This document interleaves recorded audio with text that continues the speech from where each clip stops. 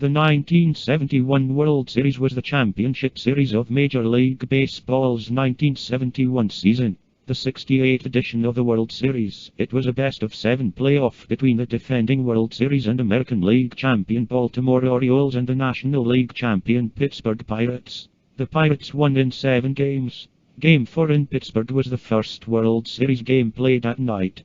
The teams proved to be evenly matched. As the series went a full 7 games, the home team prevailed in each of the first 6. In Game 7 in Baltimore, the Pirates' Steve Blass pitched a 4-hit complete game for a win over Mike Cuellar and the Orioles. In his final World Series appearance, Roberto Clemente became the first Spanish-speaking ball player to earn World Series Most Valuable Player award. He hit safely in all 7 games of the series, duplicating a feat he had performed in 1960. 21-year-old rookie Bruce Kison pitched 6 1/3 scoreless innings and allowed just 1 hit in 2 appearances for the Pirates. He set a record of 3 hit batters in a World Series game, which also tied the 1907 record for a World Series.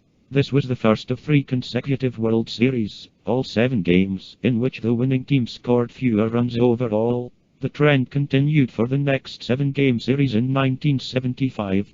These 2 teams met again in the Fall Classic 8 years later, with the same result, as the Pirates won the final 3 games to win in 7.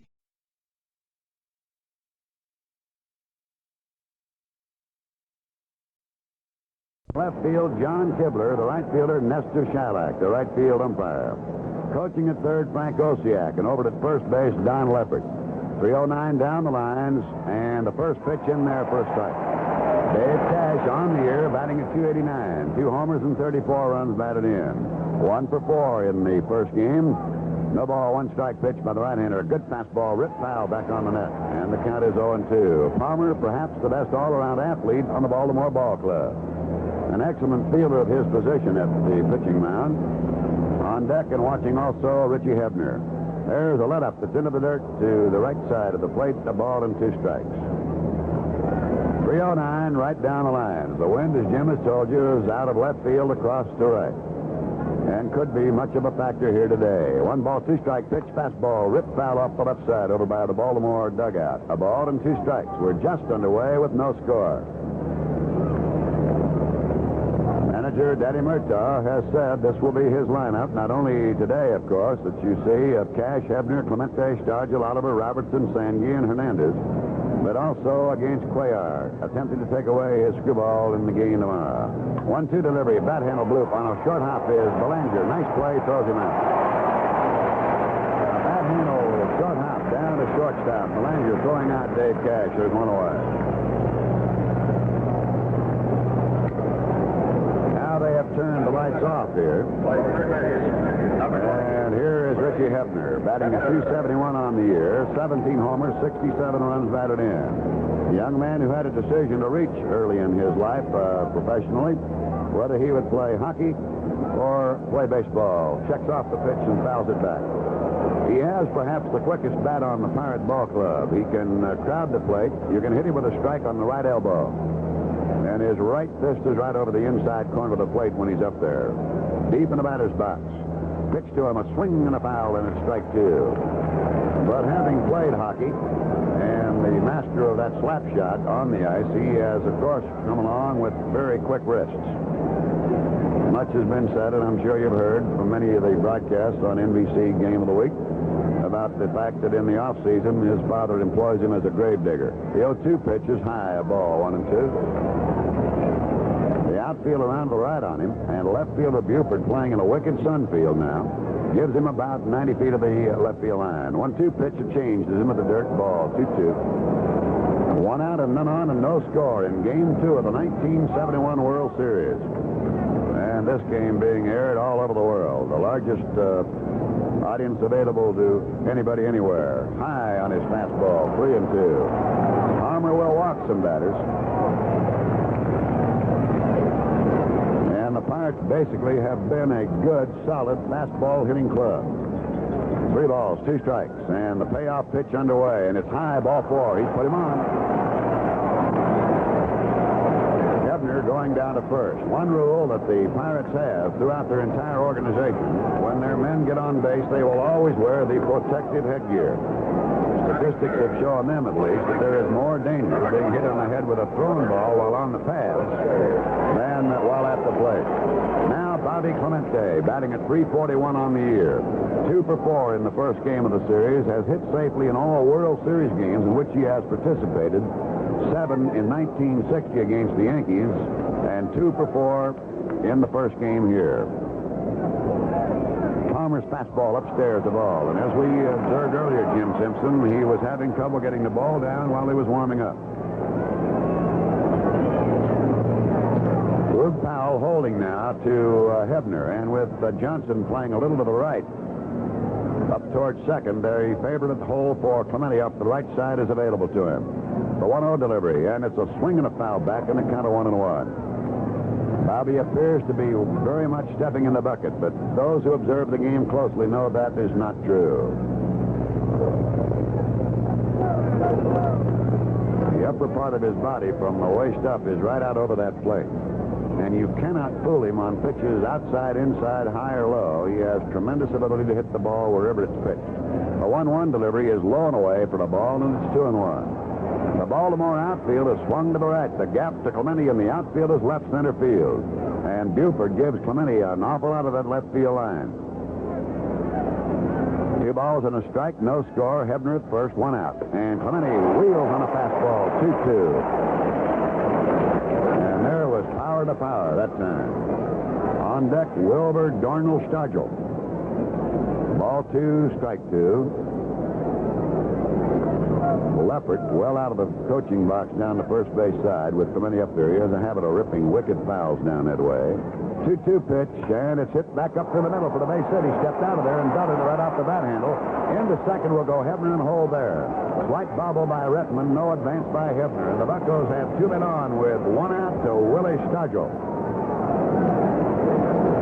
So now Clemente has hit safely in 9 consecutive World Series games, spanning 11 years, in 1960 and now here in 1971.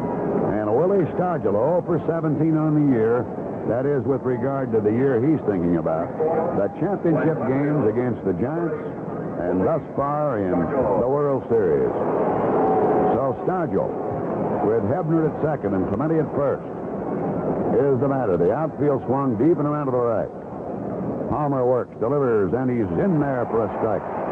It was called. Ed Sudol calling the balls and strikes. Palmer went to Arizona State, although he did not play baseball there under Bobby Winkles, a great coach for the Arizona State Ball Club. The delivery is outside. Bobby Winkles and Rod Dado, perhaps the 2 most successful collegiate coaches going. Rod Dado has won more national championships at SC. But Winkles has provided an awful lot of great talent, now proven itself in the major leagues. 1 ball and 1 strike to Stargell, the pitch. And a swing and a miss, strike 2. That time, Palmer challenged him with a sinking type of fastball. Out of Arizona State, Oakland has Sal Bando, Reggie Jackson, and Rick Mundy. The Mets with Gary Gentry and Duffy Dyer, and Larry Gura, a fine pitcher in the National League. Palmer, while he did go to Arizona State briefly, did not play there. Here's the 1-2 pitch, a change into the dirt, balls 2, strike 2.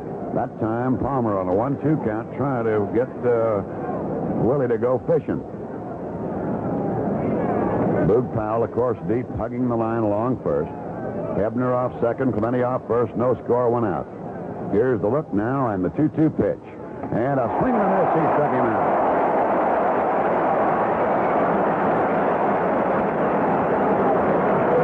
So, now they have put Stargell on an 0 for 18 streak.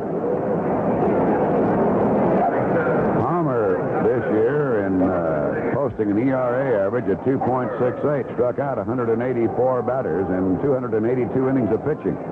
Started 37 games and completed 20.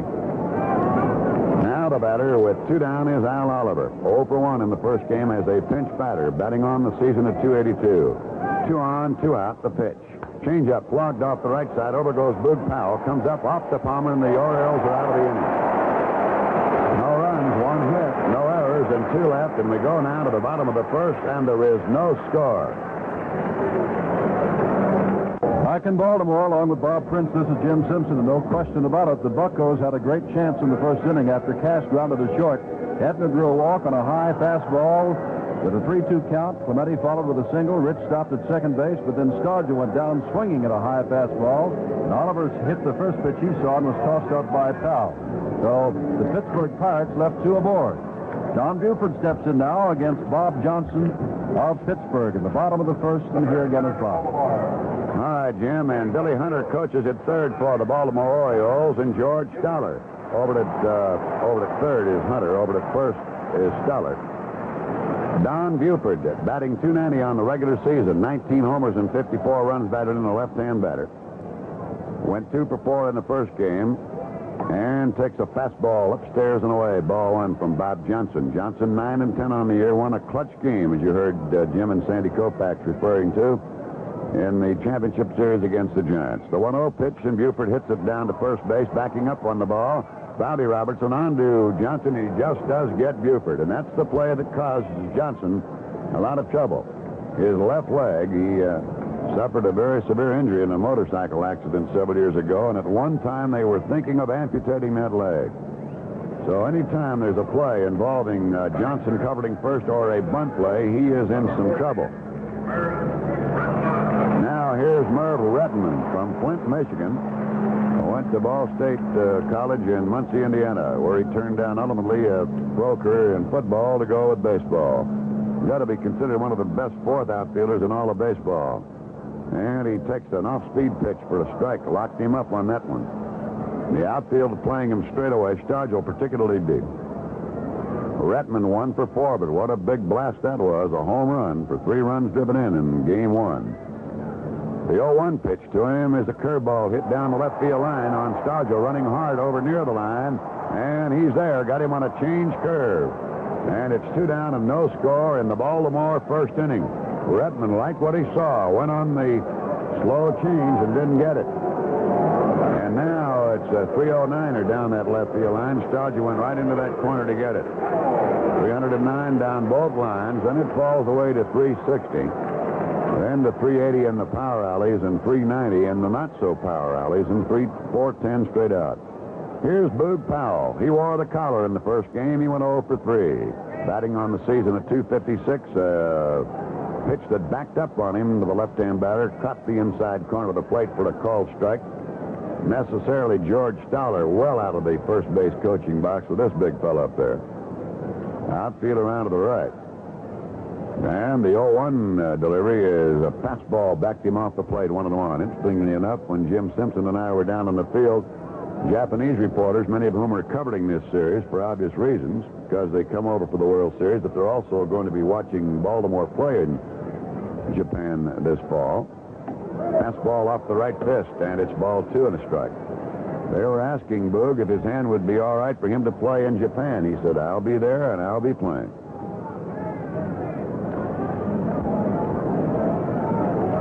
Outfield deep and around to the right. Third baseman Hebner very wide, shading over toward the hole. The infield shift is on. Hernandez, Cash, and Robertson all on the first base side of second. There's a change hit up the middle, and backhanded by Cash on a fine play and throws him out.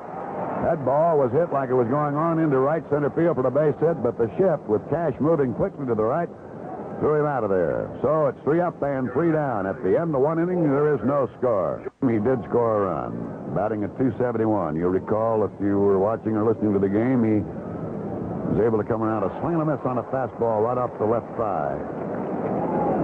Hit in the head with a thrown ball and came on around to score. Orioles won the first game 5-3. They've been pegged on those 5s throughout their series. Here's the 0-1. And a swing and a miss, strike 2 as Palmer's fastball ran right in on his fist. Robertson appealing to Ed Sudol that he might have held up to no avail. On deck, the Roadrunner, Manny Sanguillen. He was never batted under 300 in his professional career. Former boxer out of Panama. And the fastest running catcher in all of baseball. The 0-2 pitch is a fastball. Palmer wasted it just outside. Didn't miss it by much. Balled him 2 strikes. The Orioles really play almost straight away in their infield. Unusual in that very few teams do that against Robertson. There's a change into the dirt for a ball, 2-2. But you must take into consideration that Palmer has a blazing fastball, and a right-hander does not figure to pull him quite as much as other pitchers. 2 balls, 2 strikes, no score as we play in the top of the second. Now the 2-2 pitch to Robertson is a changeup, beat foul right at his feet. Robertson has one other distinction besides raw power. He hit 26 home runs in the regular season. He hits probably the highest pop-ups of anybody in baseball. They just keep drilling up and up and up and up. He's an uppercut swinger. 2 balls, 2 strikes, and the pitch. And it's a fastball around the bill of the cap, ball 3, and you can hear that mitt pop. And you can hear the fans oohing and awing. That ball traveling better than 90 miles an hour.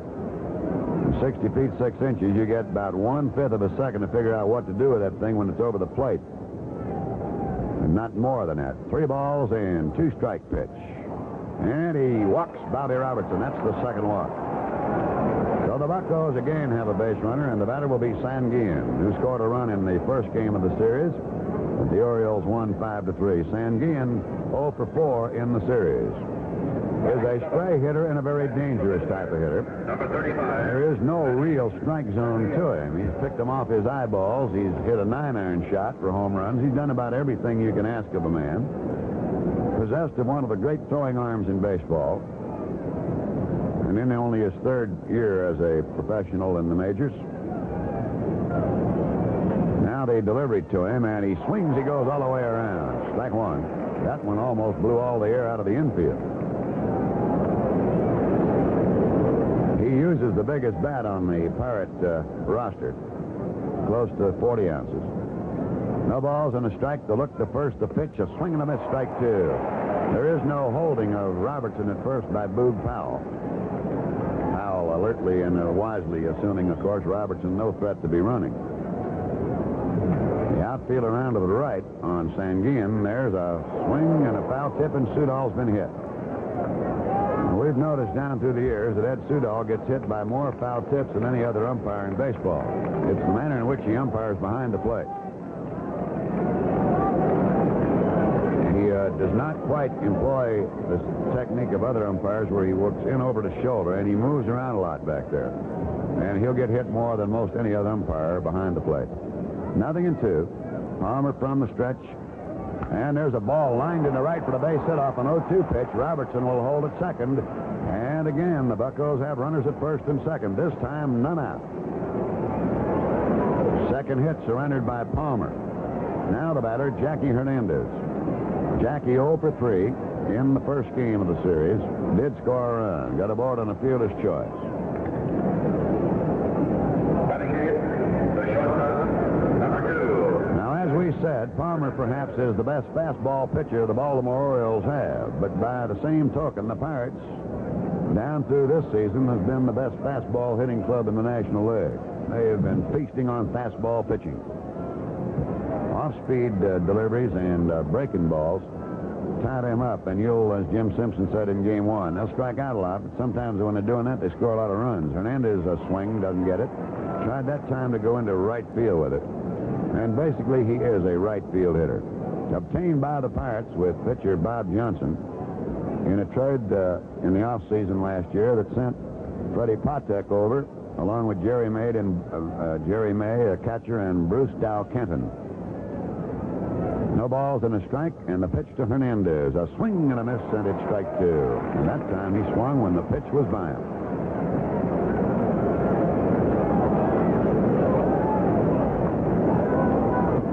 Well, in the first inning with 1 out, Hebner walked and Clemente singled.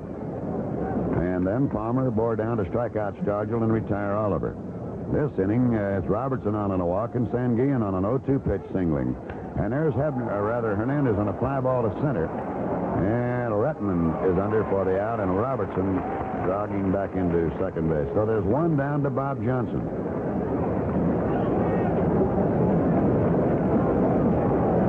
Johnson on the year, batting at .063. We'll watch the Baltimore inner defense for you here now as he stands in. Johnson having had his look to Frank Osiak, and Boog Powell, of course, up inside at first, and likewise Brooks Robinson at third. There is no score, 2 on in the second, 1 out. Johnson shortened up for the bunt, took a bill-high fastball outside. 1 ball and no strikes.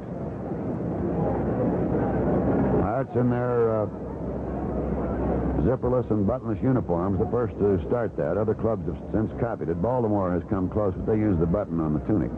The 1-0 delivery, and the bunt is fouled away, and it count of 1-1. This is where the runner out at second base has to be extremely careful in a bunt play, because if the pitcher or the batter bunts through the ball, you don't always pick that up, and sometimes you can be picked off by that catcher on a throw through to second base. 1 ball and 1 strike. 2 on, 1 out, no score. And he shortens up the bunt, takes it high, ball 2, 2-1. And Palmer's not only wild, he's loud wild. But he's throwing what some of our Pittsburgh Pirate players referred to as that radio ball. You can hear it, but you can't see it. 2 balls and a strike. And he bunted through one this time, and it's 2-2. Now Johnson will have another look down to Osiak at third. One good thing about a bunt play, everybody moves. That's one play that gets everybody doing something. Just getting into our broadcast, the Bucks had 2 on and 1 out in the first, didn't score. Now we're here in the second with 2 on and 1 out. Johnson a batter, ball 2, strike 2. 2-2 delivery, and strike 3. Shortened up the bunt, but I don't think he did. It was just over the plate. And that is a called strikeout. And that'll bring up now Dave Cash, who bounced out to short back in the first inning with 2 away. The First Lady of our land, Mrs. Richard Nixon, and her daughter Julie, and son-in-law David Eisenhower here at the ball game today. Outfield is swung now to the right on Dave Cash. They'll gap him in the outfield and left center field.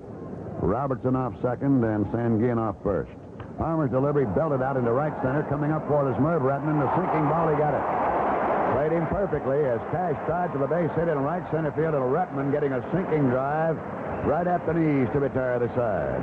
No runs, 1 hit, no errors, and again 2 men left. We go to the bottom of the second, and there is no score. We pause 30 seconds for station. With Jim Simpson, Bob Prince from Memorial Stadium in Game 2 in Baltimore, Maryland, as Frank Robinson steps in, and he hits a long, high foul to the upper deck off the left field side. Robinson has hit, that's Frank, has hit a home run in 3 of his last 4 series games. And he powered one out that really sparked the Orioles. They were trailing 0-3 when he hit one to make it 3-1.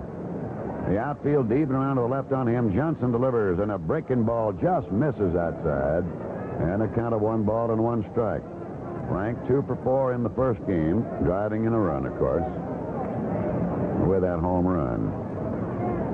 1 ball and 1 strike. And the 1-1 delivery, swinging a foul straight back. Bobby Clemente is giving Frank Robinson better than 90 feet of the right field line. It's 309 down both lines here in Memorial Stadium, and it falls out to 360. The height of the wall there in that area is 14 feet. The wire wall in center field is 7 feet in height. 1 ball and 2 strikes to Frank Robinson.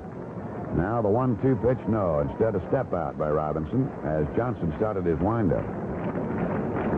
There is no score as we play in the Baltimore second inning. Robinson, Hendricks, and Butch Robinson to bat. There's a pitch high for a ball, 2-2. Bill O'Donnell, one of the voices of the Orioles, informs Jim and me that Jim Palmer normally is wild high, and it's usually in the first couple of innings. He's had a little back problem. He also wears a lift in one of his shoes, and until he gets totally loosened up, he's up high. There's a ball hit back through the middle, and Johnson tried to get out of the way of it and did, and the ball went into center field for the base hit. Johnson, I don't think, picked that ball up right away and sort of flinched as it came by. I don't know that he could have fielded it, but nonetheless, it got through there for the base hit, and that's the first hit off Johnson. So that'll make Robinson 3 for 5 in the series and bring up Ellie Hendricks, batting left-handed.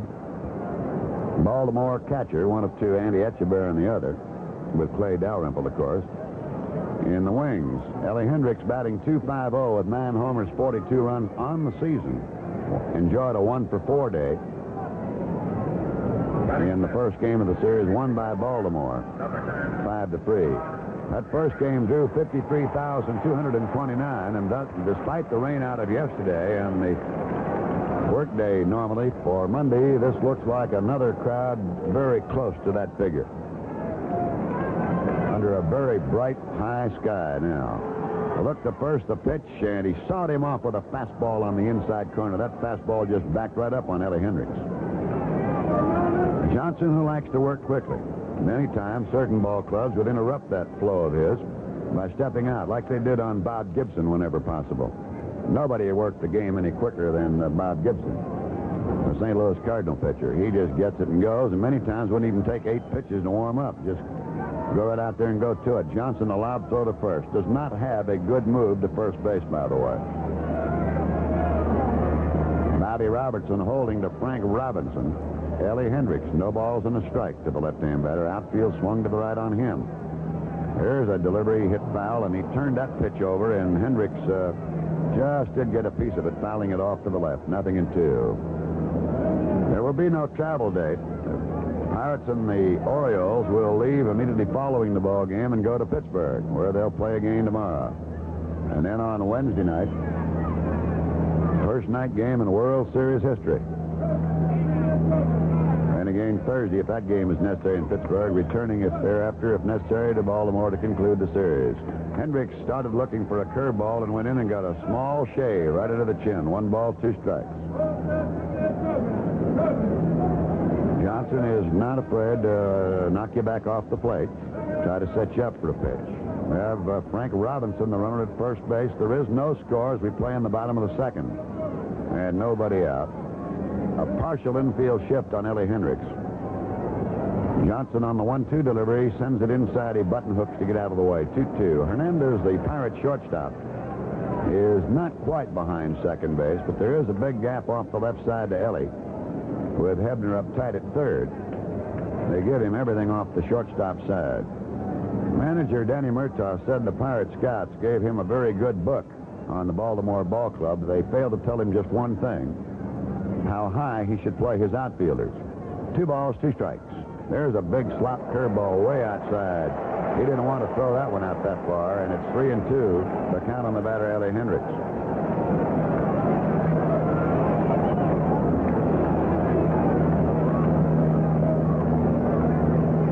3 balls and 2 strikes.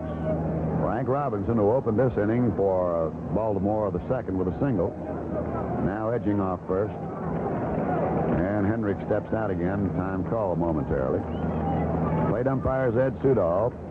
John Rice is at first, and Eddie Vargo at second. Jim Odom at third, with Kibler in left and Chalak in right.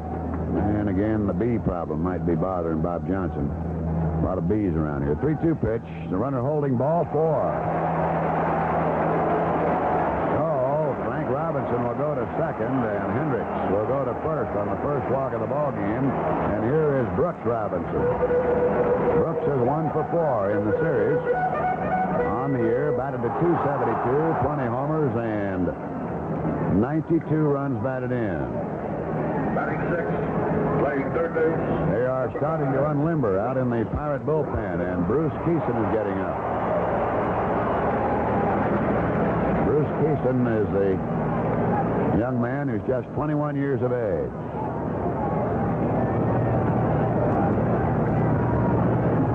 So Kison is up and loosening as the Orioles have 2 men on and nobody out. That's the first activity in either bullpen today. Johnson checks at Robinson, delivers a curve that's high around the middle of the cap, and it's ball 1. The Pirates now in the very first inning had 2 men on and 1 man out and didn't score against Palmer. In the second inning, got the first 2 men on and didn't score. Now, here's Baltimore with their first Red Riding in the second. Robinson at second base, Hendricks at first, and the batter, Brooks Robinson.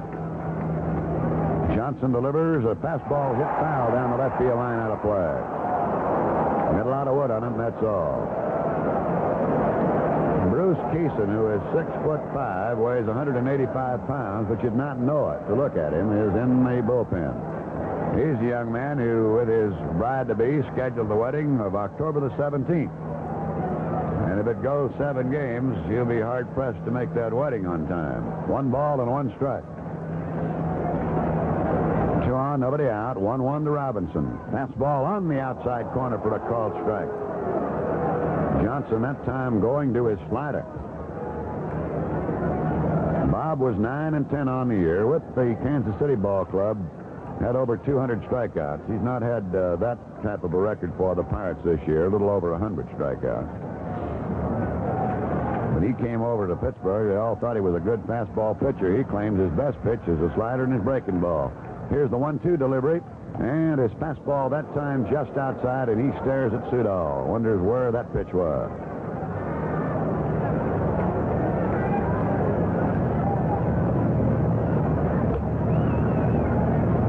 2 balls, 2 strikes. Now here's where Bob Johnson, the pitcher, wants a favorable decision against Brooks Robinson. To look to second, the 2-2 pitch is ball 3, and he's dug a hole. Now Sanguillen out to have a word here. Sanguillen, the first couple of years as a Pirate, being young and sort of shy behind the plate, didn't want to go out and talk too much to his pitchers. But this year he has been a takeover man. And he's out chatting now, and he'll brook no rebuttal on the part of that pitcher when he goes out there to give him a tongue lashing. No question right here, Johnson's in trouble. The Orioles with 2 men on and nobody out to Brooks Robinson, a very dangerous batter, with a count of 3-2. We'll watch the Oriole runners for you. They have a lot of speed in both Robinson and Hendricks on the sacks. And Brooks does not strike out very often. Now the look. The runners are holding, and it's hit right through the middle for the base hit off the end of the bat. Here comes Frank Robinson. He'll score.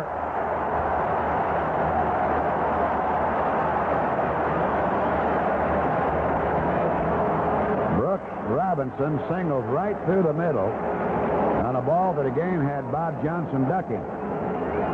And it went on in. It was hit off the end of the bat into shallow center field. There was no play made whatsoever on Frank Robinson, and the Orioles take the lead of 1-0. First time in the series they're broken on top. So the Robinson act gets into it. Ellie Hendricks, of course, now at second. The batter is Davy Johnson. 1 for 4 in the first game on the season, batting at .282. 18 homers and 72 runs batted in. The outfield will play this right-hand batter straight away. Kison continuing to loosen in the right field bullpen. Change curve to the outside corner for a strike. 0-1.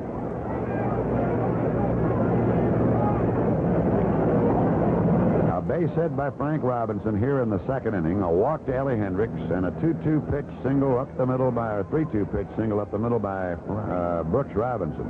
And the Orioles have the lead. There's a fastball outside, a count of 1-1.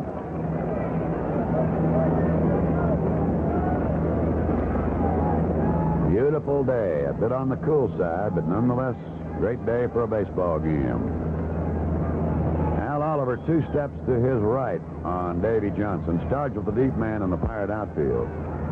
1 ball and 1 strike. A run in, runners at first and second, and nobody out in the Baltimore second inning. And there's a bouncer down to Cash. They get 1. They'll go out there for that out, and that's all they're going to get.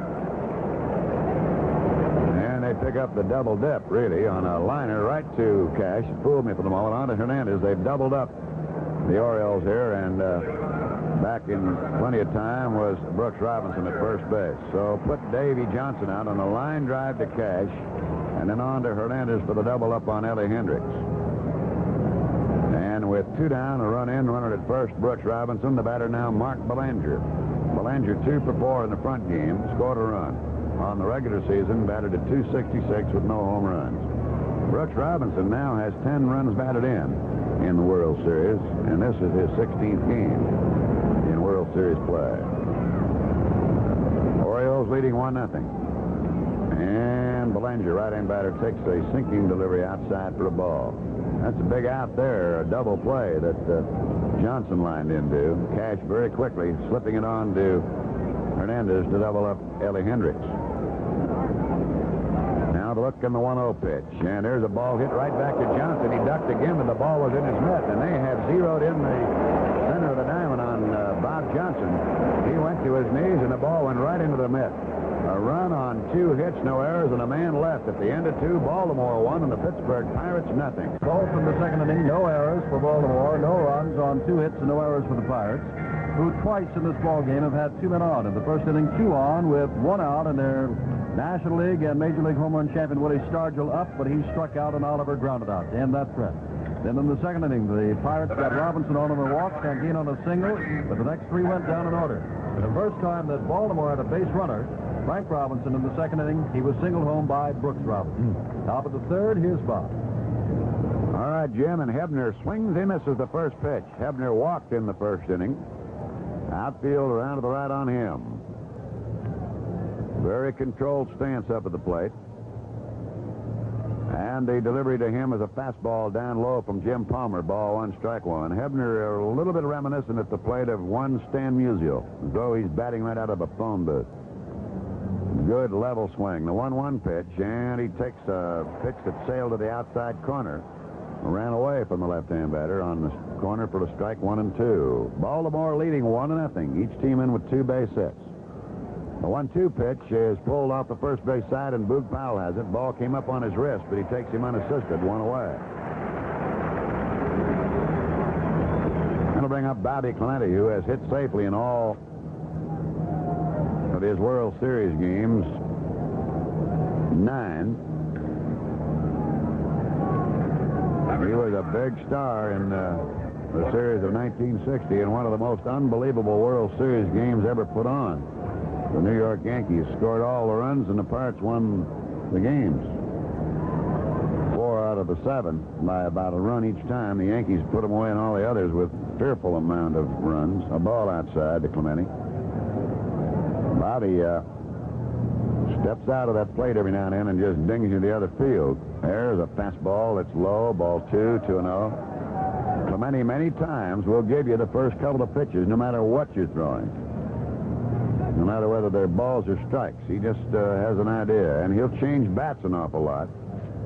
Steps out a moment, a little bit of wind kicking up around home plate with a little dust swirl.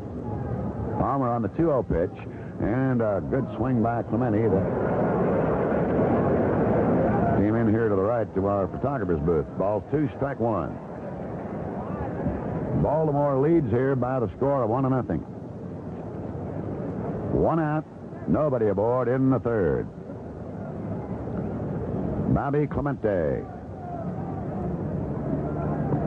Here's the 2-1 pitch, and there's a ball lined to right field very deep. Frank Robinson going to have to play it off the wall. Bobby's around first base on his way to second. Here comes the throw. Slide safe with a double.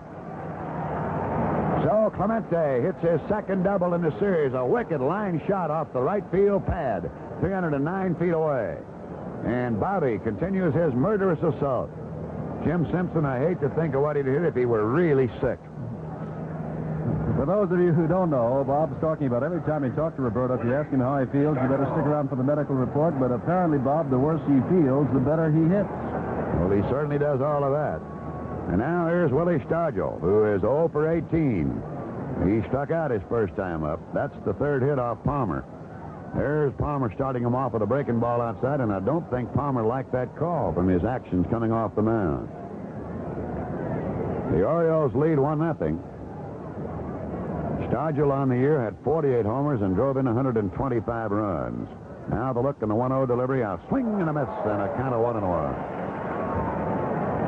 Well, there's a fellow here in town who was a magnificent ball player. Gil Hodges had one of the most fearful lack of hitting streaks you ever saw when he played for the Dodgers against the Yankees. 1 ball, 1 strike pitch, and it tailed outside 2-1. He turned that pitch over.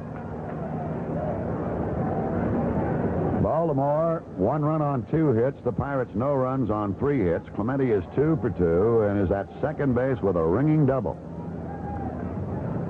2-1 pitch to Stargell. Ball 3 outside, 3-1. On deck is Al Oliver.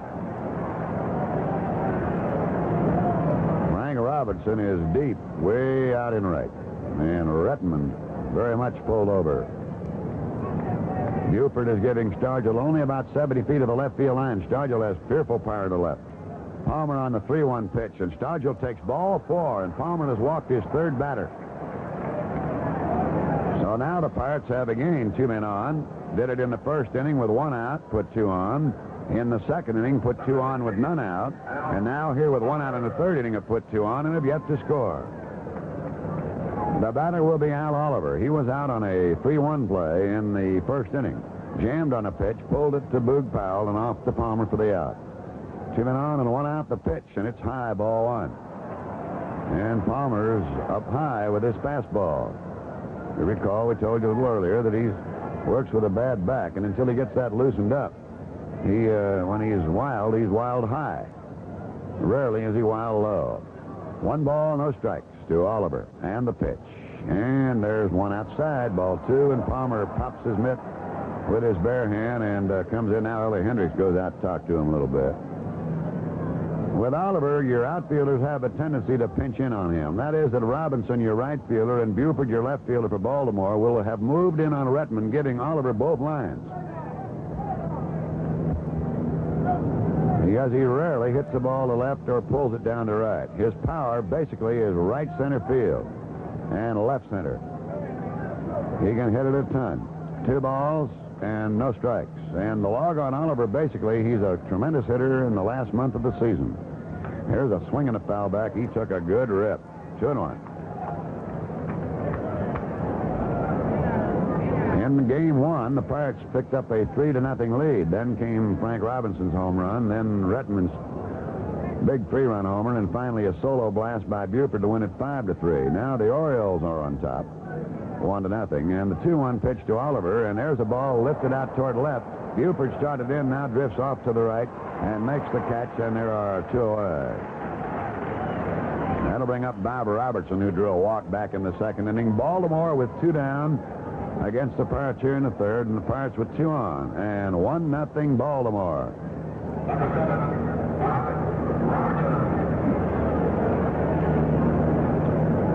We're in the third inning. Thus far, the Pirates have had 4 men stranded by Palmer. You always get into I guess it depends on which locker room you go into. You go into the team that won the game, you'll find their pitcher stranded the runners. You go into the losing manager's locker room, and you find out your hitters stranded the runners. Funny thing, what a difference 2 locker rooms make. Ball outside to him. 1 ball and no strikes. Clemente off second base, Stargell off first. Now Jim Palmer ready. And the 1-0 delivery, and a swing and a miss by Robertson, and the count of 1-1. This broadcast being carried all over the world. American Forces Radio and through Taiwan, Japan, everywhere. Nice to have you all aboard, and to you serving your country, Jim Simpson, NBC, and I send you all our best in a speedy return home and a most safe one. The 1-1 pitch is a change hit foul off third and a count of 1-2. Good change that time, right over the top by Palmer.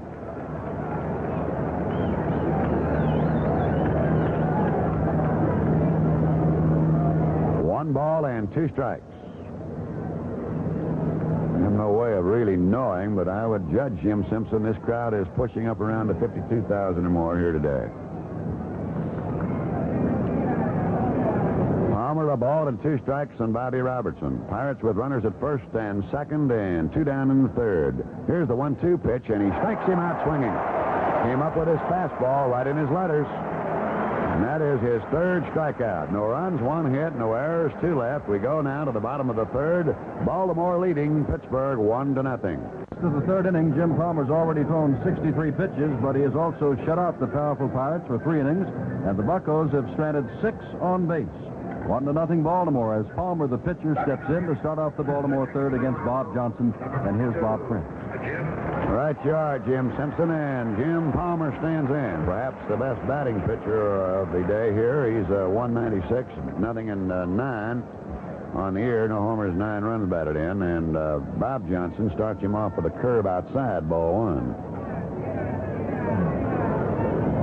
Playing him out in that outfield straight away. Right-hand batter.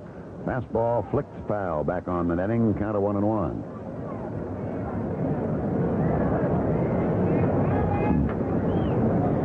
One ball and 1 strike. And the 1-1 delivery, he blew it right by him, strike 2 swinging.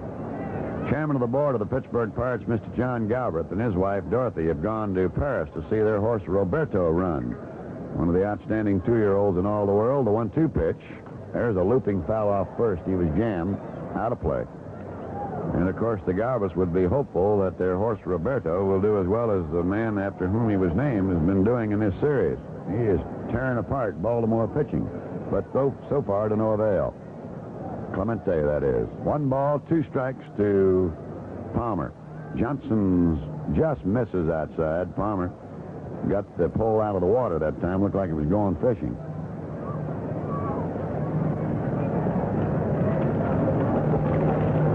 Two delivery, and there's a high pop out into Bobby Clemente territory. And the basket catch, and there's one away. James Alvin Palmer. Going to be 26 years of age on the 15th of October, just a couple of days from now. Born in New York, grew up in Los Angeles, attended high school in Scottsdale. 6 years of age on the 15th of October, just a couple of days from now. Born in New York, grew up in Los Angeles, attended high school in Scottsdale. He was an all-state ball player in baseball, basketball, and football. And then he went to Arizona State and finally to Towson State College in Towson, Maryland. Here now is Don Buford. He went out first base to pitcher covering in the first inning, and Johnson starts him off with a slow ball, a slow curve to the outside for a called strike, 0-1. Baltimore leading 1-0 here in the bottom of the third. Buford started to move in on a fastball that time and took it off the right shoulder, leaning away, 1-1. Outfield for Pittsburgh, swung to the right. Bob Johnson on the 1-1 delivery. Fastball hit foul over into the Pirate dugout on the first base side.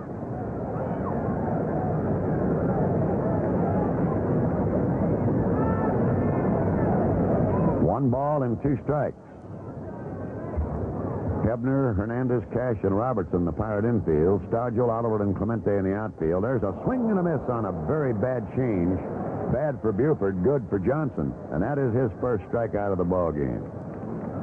Now Merv Retman, who flied out to left field in the changeup back in the first inning. Hit a home run in the first game, and it was a key blow as it drove in 3 runs and provided Baltimore with a lead which they never surrendered. He's a right-hand batter. His right foot is actually out of the batter's box. There's a breaking ball to the outside corner for a called strike, 0-1. Baltimore leading 1-0. They scored in the second, in case you just joined us, when Frank Robinson singled. There's a beautiful pitch for Johnson to the outside corner, called strike 2. Hendricks then walked after the Frank Robinson single, and Brooks Robinson hit a 3-2 pitch off the end of the bat into center field to plate Frank Robinson, and the Baltimore lead 1-0. Johnson 2 down, none on in the third. Here's the delivery, and it's check swing, bounced slowly down to second. Coming up, Cash, the ball runs up his arm, but he throws on to Robertson to retire Retman and the Orioles in 1-2-3 fashion. At the end of 3 full innings of play, Baltimore 1 and Pittsburgh 0. 30 seconds for Stacy. Manny Sanguin, the batter, swings and drives it off the right side, takes a funny hop over toward Johnson from the deep second base, throws him out. Ball hit off the mound out there and took a funny hop, actually took a Baltimore bounce. Looked like it was headed to go on into center field, but it bounced counting off to the other side where Johnson was able to make the play, and from back on the outfield turf, he threw out Sanguin, and there's one away. Baltimore leading 1-0 here in the top half of the fourth as Jackie Hernandez, Pirate shortstop, stands in. Fly to center field his first time up. Palmer starts him off low and away, ball 1. Outfield shaded to the right on Hernandez. And the 1-0 pitch is hit foul right over our head in the count of 1-1. In the first 3 innings, Palmer delivered 63 pitches.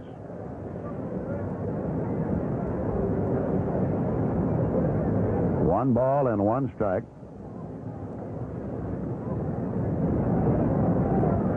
Here in the Pirate 4th inning, the 1-1 pitch. There's a foul off to the right, upper deck, out of play. A little more room to retire batters on pop fouls here at Memorial Stadium in Baltimore. As the stands billow out off the foul territory, a considerable bit of range. 1-2 pitch. There's a change. It's outside. 2-2. Really pulled the string on that one. Brilliant sunshiny day. The outfield a little heavy going because of the heavy rains. 2 inches of fell yesterday. 2 balls, 2 strikes. And Hernandez pops the foul off the right side. Boog Powell comes over, and it looks like it'll get up into the seats, and it does. Just over the Pirate dugout. Boog Powell might have a little trouble getting a foul ball over along the railing there. That's predominantly a National League side. And they might be expected to give him a little argument about catching a foul ball that's at least a row or 2 rows deep. Then you can look at it this way. Who wants to argue with Boog Powell? Yeah.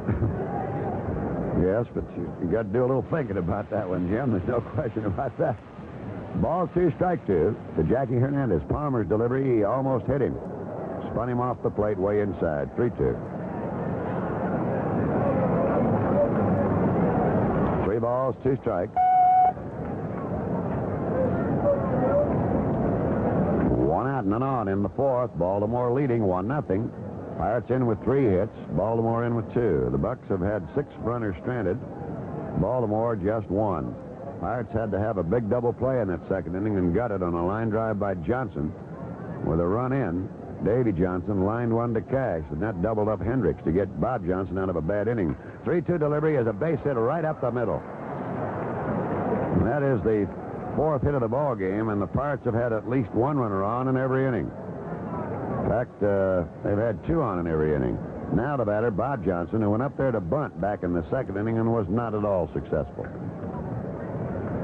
Number 27, Johnson. Brooks Robinson shortens up a little bit now at third, anticipating a bunt try here by Pirate batter Bob Johnson.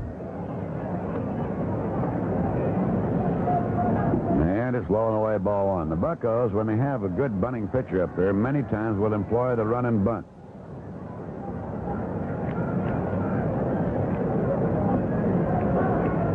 One ball, no strikes. They were not running and bunting that time. Palmer, from the funny stretch, sends a strike. That time it looked like he was going to come all the way to the waist. He stopped right at the neck and came with his pitch. You have to take a little closer look at him. A ball and a strike. His set position is not at the belt. At least it wasn't on that pitch. And again, high, and a swing by Johnson this time, and a foul back. Palmer has gone 3-2 more times and lost.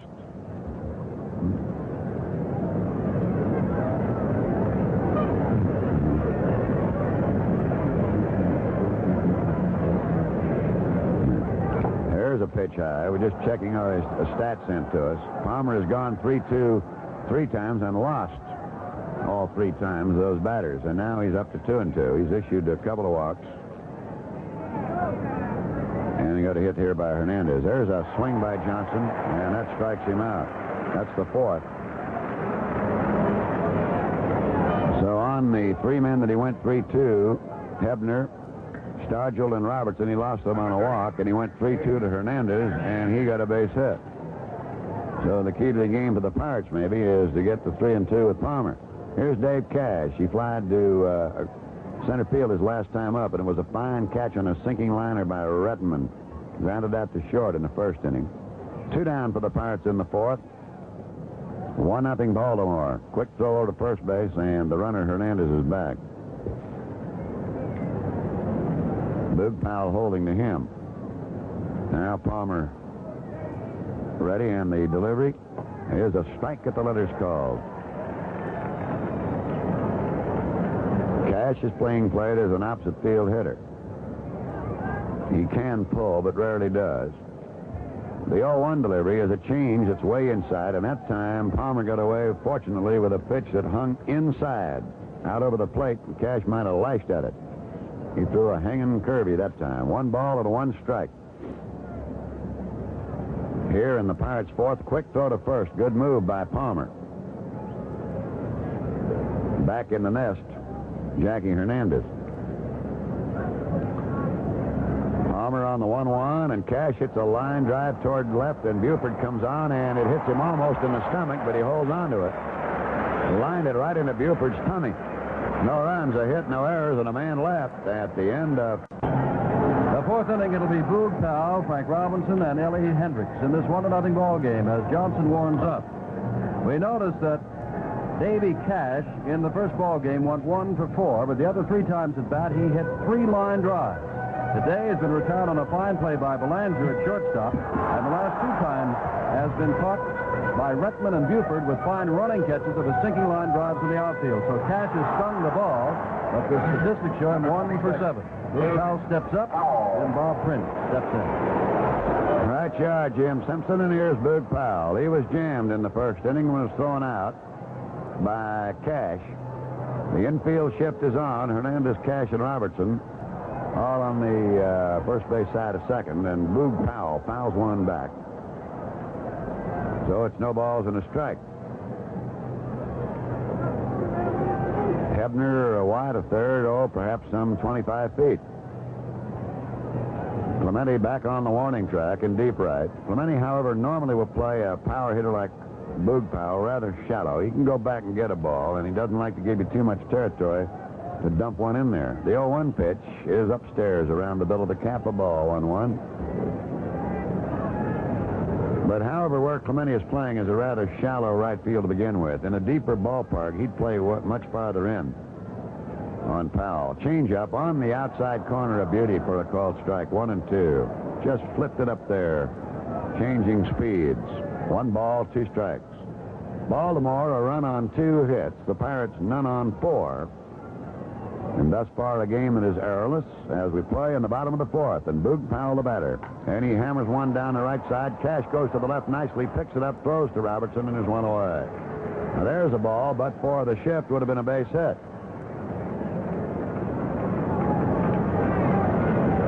So there's one down, and here's Frank Robinson. He hit one off the end of the bat into center field in the second inning, and later came around to score when Brooks Robinson brought him home with a single.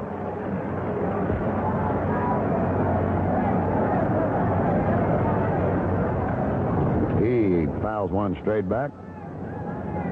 Frank Robinson holds that bat perpendicular to the ground and crowds that plate. Not quite as much as when we used to see him all the time when he played for Cincinnati several years back. He's still well up on the plate. Johnson on the 0-1 sends him a fastball low and away. 1 ball and 1 strike. Baltimore 1 run on 2 hits. The Pirates no runs on 4. 1 out and none on in the Baltimore 4th inning. 3rd and 4th games, 5th if necessary, in Pittsburgh starting tomorrow. 1 ball and 1 strike pitch. And there's a foul coming back. And Len Dillon, with that wary eye of his, just does a little head feint. A ball and 2 strikes. F.E.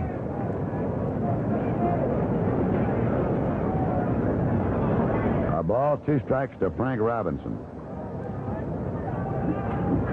Johnson working quickly. Comes back on the 1-2 with a fastball. It's hit foul off third past Billy Hunter.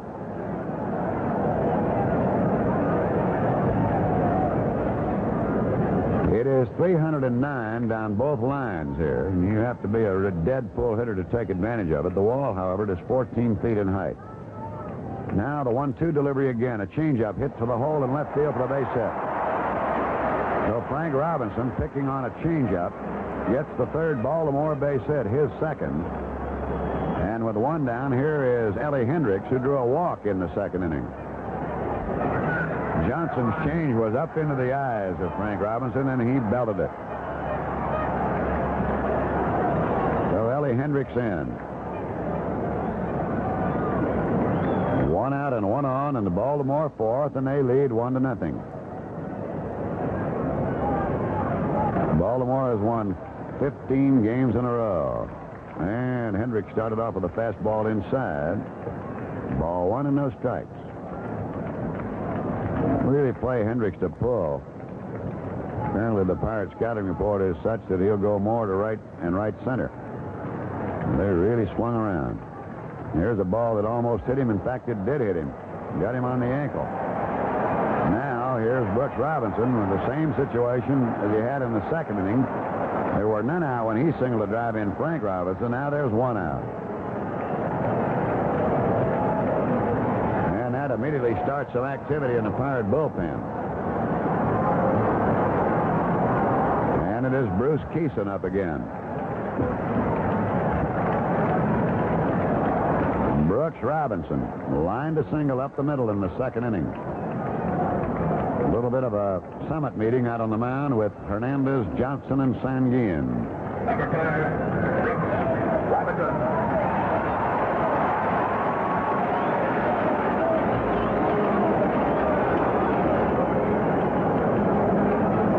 Robinson hit 20 home runs in the regular season. Outfield for the Pirates straightaway. Deep and left is Willie Stargell. 2 men on for Baltimore in the fourth. And a little too much time taken by Johnson, so Brooksy steps out.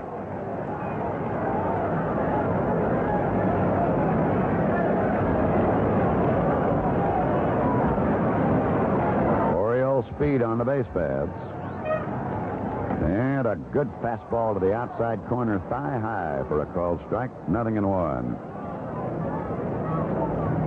Kison up for the second time. K-I-S-O-N. Bruce Kison in the Pirate bullpen. And a fastball inside. The Sanguin appealing to the plate umpire to look to first to John Rice. But no, it was a body swing. In 1970, when Johnson was in the American League, he led the league with hit batsmen 11. The man who's warming up out there leads them all in hit batsmen. 28 last year. Bruce Kison. 1 ball, 1 strike. Missed outside. Ball 2, 2-1. And Johnson staring. Thought he might have had a little piece of the black there. The black part of the plate actually is not in the strike zone. Ball 2 and strike 1. Frank Robinson at second and Ellie Hendricks at first. The Orioles lead 1-0 here in the fourth. Now the 2-1 delivery is low and away, and it's ball 3. 3 balls and a strike. Johnson trying that time with his fastball, and it went outside.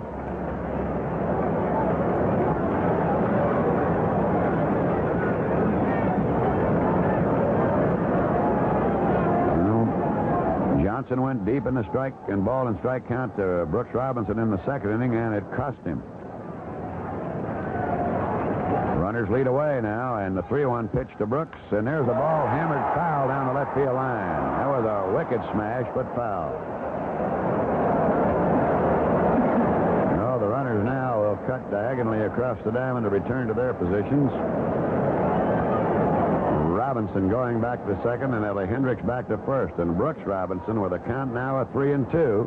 We'll watch the runners. They were not going back in the second inning. We'll see what Earl Weaver may or may not having him do here in the fourth.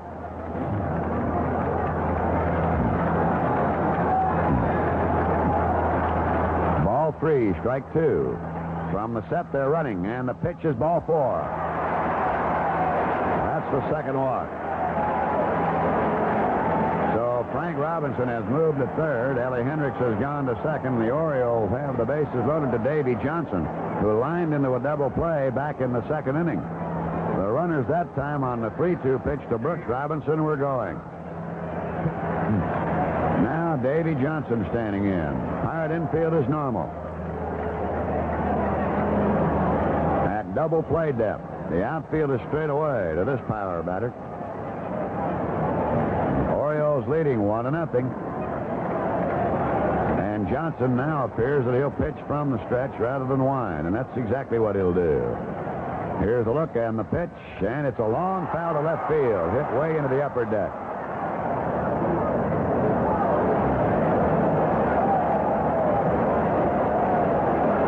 Jim Simpson and I were talking to Earl Weaver down on the bench for the game, and Jim, it's interesting to note that Earl Weaver didn't seem to feel too badly about playing in Pittsburgh on tartan surface, although the Orioles only 1 year out here, of course, play against one ball club against Chicago with the synthetic turf.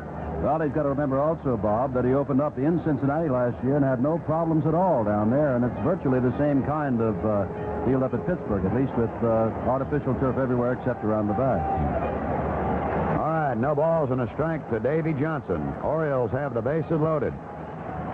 And the pitch from Bob Johnson, an off-speed pitch blocked into the dirt and held in front of him by Sanguin. No advance by the runners. 1 ball and 1 strike.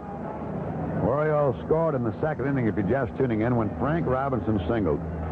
Hendricks walked, and Brooks Robinson on a 3-2 pitch singled up the middle. Then Davy Johnson lined into a double play, and Bob Johnson was out of trouble.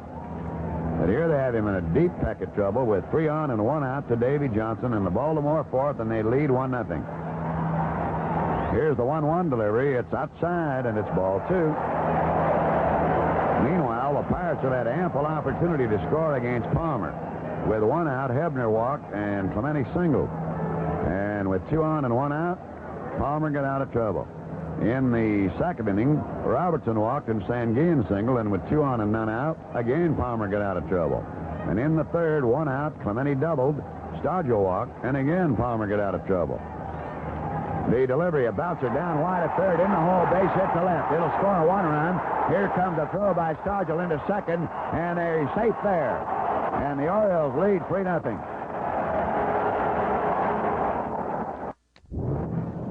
Bob Johnson started, worked 3 1/3 innings. Bruce Kison pitched to 2 men. Now it's Bob Moose inside to Hendricks. Ball 1 with the fastball. Hendricks had an infield hit first World Series game on Saturday. Walked and hit by a pitch in this one. Moose back inside again, backing him up. It's 2-0.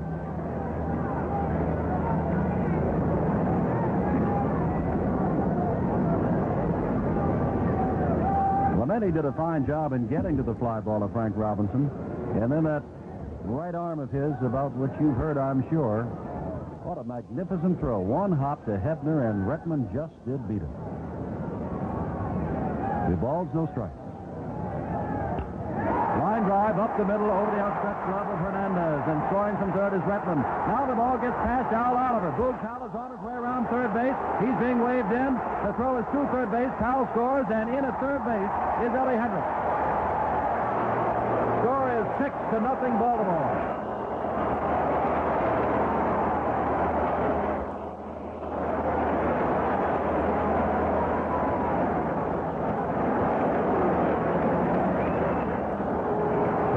Base hit for Hendricks, and then the error on Oliver, which allowed the run to score.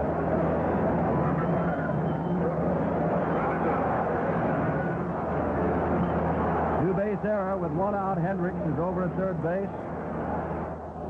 And here is Brooks Robinson, who has singled, walked, and scored a run. Baltimore out in front, 6-0. Infield comes in, drives center field. Oliver was very deep. It'll drop in front of him, and scoring easily will be Hendricks. It is 7-0.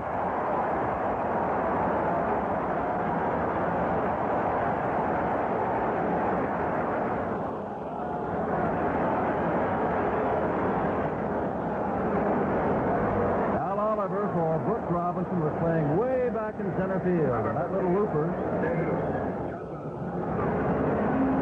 was so far in front of him that Hendricks only had to walk home.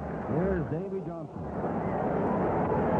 Bob Moose is checked to first base. Johnson lined into a double play in the second inning, singled in the fourth, and then was thrown out on a great throw by Stargell from left field, trying to score after the catch. Moose ready, strike on the outside corner with a fastball. Now, while the score is 4-0, you can always say the tying run can always come to bat. Once you get to 5, it can't. When it goes to 7-0, you are in trouble. Moose ready, 1 strike. To Johnson, hit off the fist, very short center field. Oliver comes on, falls in front of him. Brooks Robinson stops at second. There's 1 out, 2 on, and Mark Belanger coming up.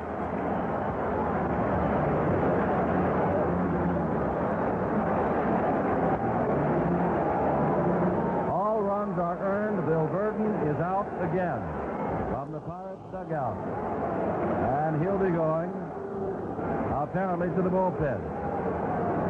Looks like he's signaling for the left-hander to face Belanger, and that would be Big Bob Beal, who's been up and throwing. Well, Earl Weaver has said all along, we have the best team in the history of baseball. 3 consecutive years of more than 100 victories, 4 20-game winners. Danny Murtaugh said all along, we have won in the toughest division of the toughest league. And we've got a great hitting ball club. Don't underrate us.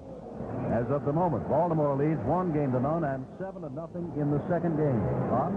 You know, Jim, one of the things that in the first game, as you and I observed, and everybody all over the world would listen to us, they brought out the long ball and Frank Robinson, Redmond, and Buford for the home runs they had to have to overcome a 3-0 lead and to win the ball game 5-3. Here they have not really crashed anything for extra bases. They've hit the ball hard on a couple of occasions, but they've had a lot of what you would call bleeders, balls that just barely got in, but get in they did. And, of course, the Pirate outfield has had to play back on these hitters, and when you get them off the end of the bat, as you just described, or off the fist, they're dropping in there.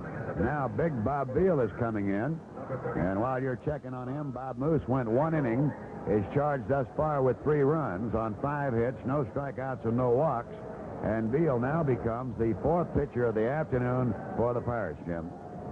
Bob, Veal did not work in the championship games against the Giants, but you saw this all year. You talked about it on Saturday. Explain it. Veal, 6-0 on the year, earned run average 7.04.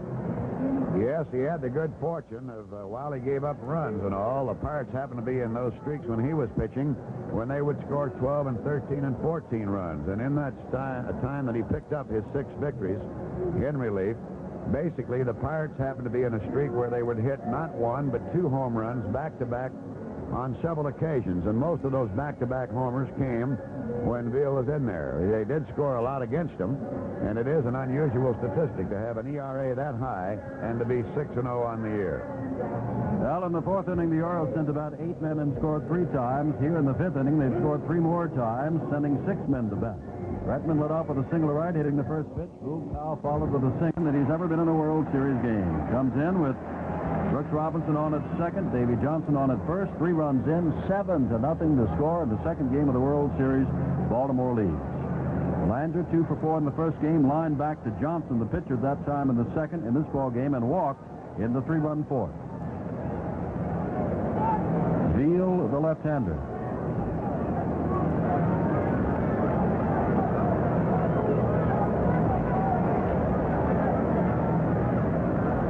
This is the first left-hander the Pirates have thrown, as there's a pitch low and away from Belanger, at the Orioles in this series. It's been Johnson, Kison, and Moose in today's game, and on Saturday, Ellis, Moose, and Miller, all right-handers. Here's Veal, the left-handers. 1-ball pitch. Breaking pitch, low and inside, 2-0.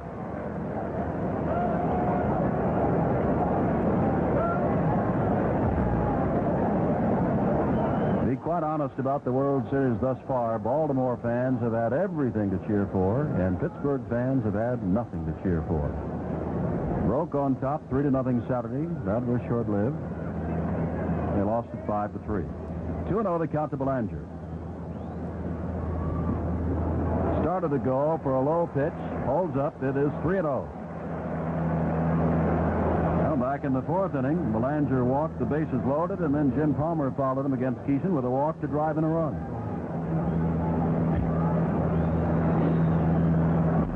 Taking all the way, it's too low on 4 pitches. Veal. Walks Belanger. Brooks Robinson goes to third base. Davy Johnson goes to second base. That's the 5th walk. 3 by Kison and Veal among them in 3 batters that they faced total. Here's Palmer, who walked to force in that run and walked on 4 pitches from Kison back in the 4th inning.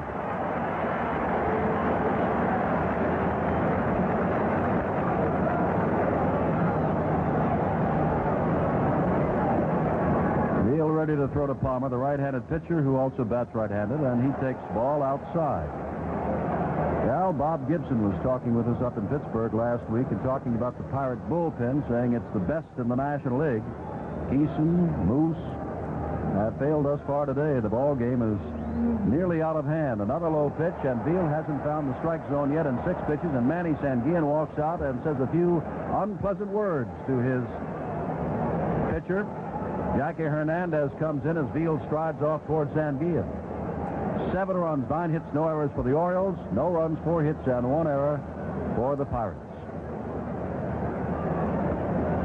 Pirates have scored in the series thus far 3 unearned runs. Pirates have thus far in this series a total of 7 hits. 2 of those have been for extra bases, both of them hit by Roberto Clemente, doubles to right. Conference over. Sanguillen comes back. Palmer, a count of 2-0 with the bases loaded and 1 out in the last of the 5th.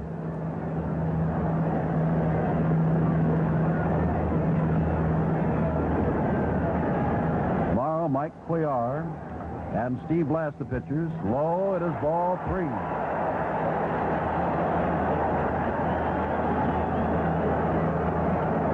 I would imagine Mr. Palmer will be taken. Pitcher at bat, bases loaded, 3-0. He's waving the bat, but he's not swinging, and there's a strike. And that ball was not in the strike zone by much. In around the knees on the inside part of the plate. 3 balls, 1 strike. Palmer looks down to Billy Hunter, his third base coach, to see if he should take again. I assume he will be doing, and he is. Misses. Palmer, for the second time, has driven in a run with a walk.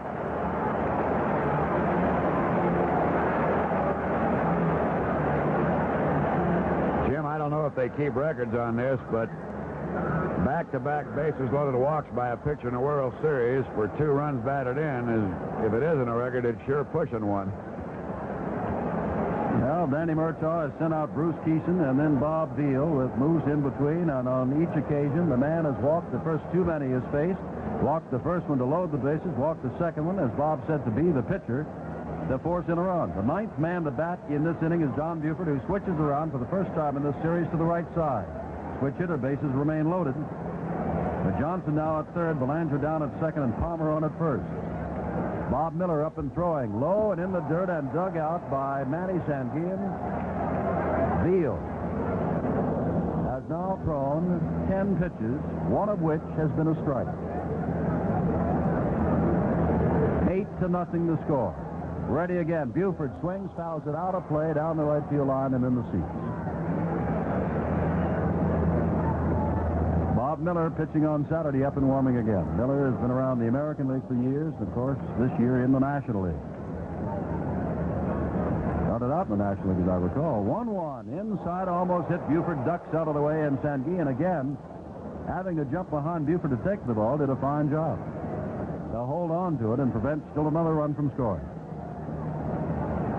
4 runs have already scored in this, the 5th inning.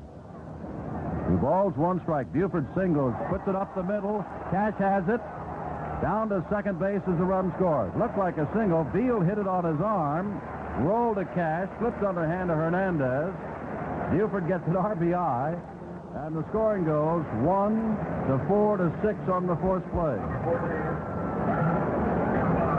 But Buford winding up at first base, and on to third base goes Belanger. They're now 2 out.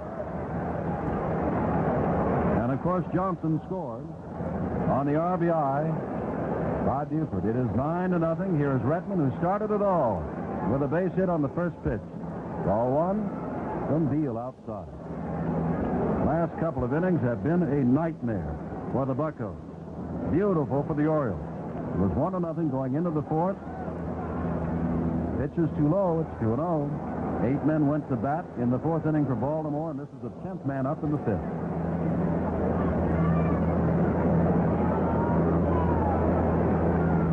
9-0. 5th inning. 2-0. Retman has it go outside on him. It is 3 balls, no strikes.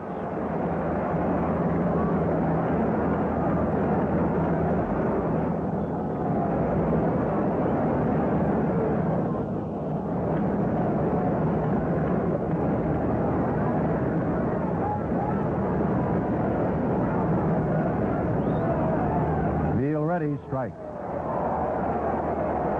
Well, there are only 4 clubs in history that have come back from a best of 7 series after being down 2-0, but Bob Prince remembers, and perhaps you do too, that in 1960, hold it, here's the pitch. Base hit, right field, the 10th run scores as trotting home is Belanger. On the way to third is Buford. And it's 10-0. Retman has 2 hits in this inning.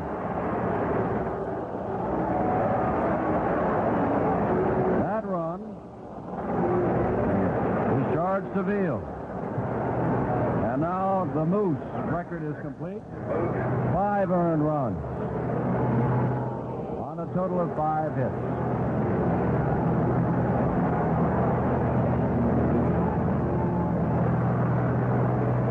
10 hits now in the ball game and 10 runs for Baltimore. And big Boog Powell steps in with 2 outs. Started to say, Bob, that in 1960, when the Pirates won that great series with the Yankees 4 games to 3, as the Pirates lost in that series, they were losing something like 12 to nothing. They were really taking beatings, but they came back to win the series.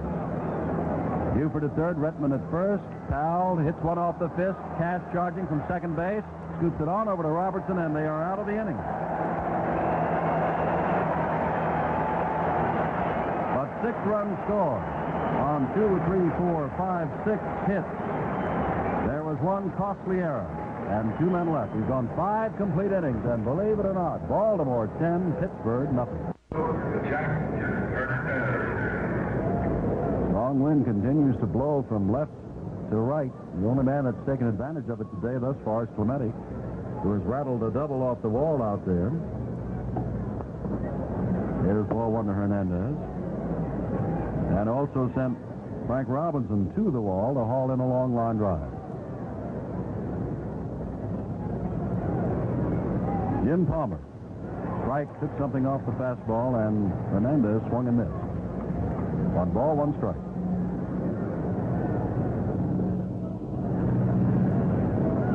They haven't posted the attendance yet, but as Bob was saying a little bit earlier, I am sure it is at least the 52,000 mark. It was slightly over that on Saturday. This is Columbus Day, and for the state of Maryland, government has some time off. Foul down the right field line. Boog Powell goes out. Frank Robinson comes over, but it's well in the seats.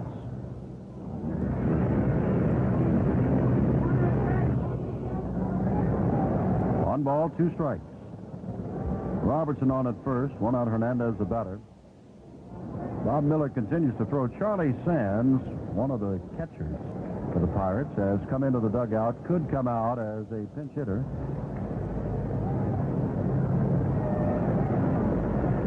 And Sands now comes out under the on-deck circle. 2 balls, 2 strikes to Hernandez.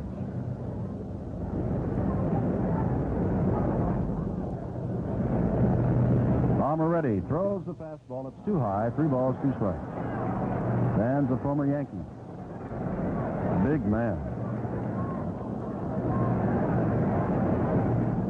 Palmer, and for that matter, the Pirate pitchers have not been too successful with the 3-2 count. They've lost nearly everybody, either by walk or base hit, and he walks Hernandez. Robertson goes down to second. 6 walks for Jim Palmer, and here comes Sands. Not yet put in the ball game. Sands did not appear in the championship playoffs. And this year with the Pirates was only at bat 25 times and hit 200. Your attention, please. Batting for field number 4, Charlie Sands. Well, Bob, if this should stretch out to a long series, you can point to the fact that thus far, at least, the Orioles have not had to go to their bullpen, and the Pirates have made quite a few dips there. Well, they certainly have done all of that. And one thing, of course, the Orioles, with 4 20-game winners, could establish the first time ever 4 victories by 4 20-game winners that went 4 straight games. And that's not beyond the realm of possibility. Sands takes low and away from Jim Palmer, ball 1.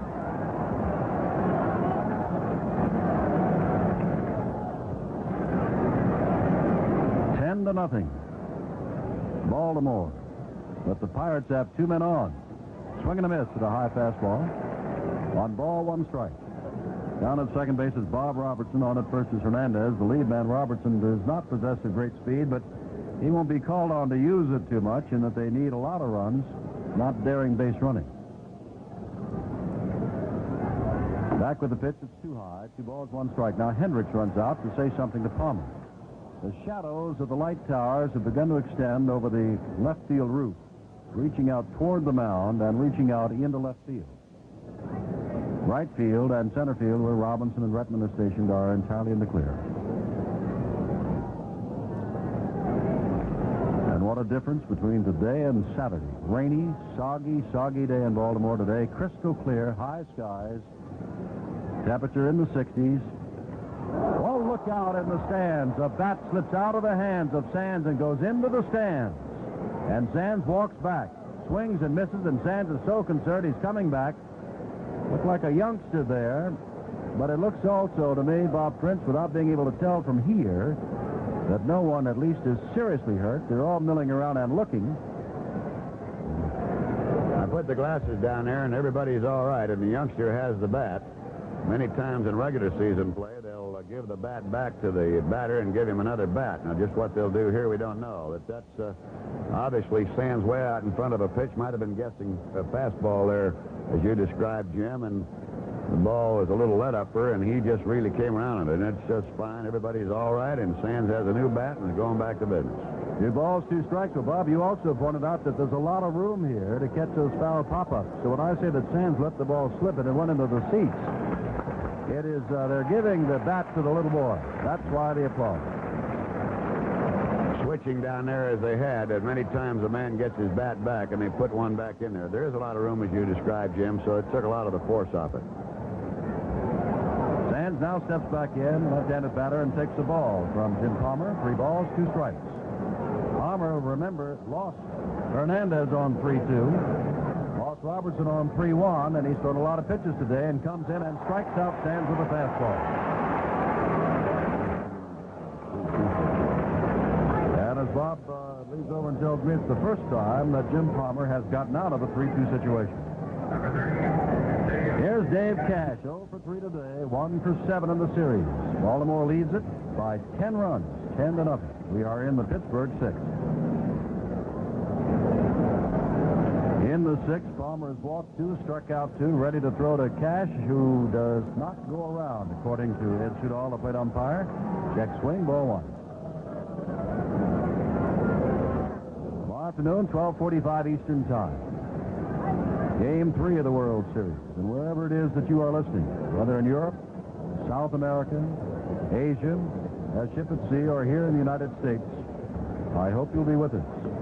Pirates have quite a job cut out for themselves. 1 ball pitch, and it's check swing to Boog Powell at first base. Underhand flip to Palmer's over in plenty of time, and Palmer, after walking 2 men, gets out of the inning on a couple of strikes out and an infield grounder.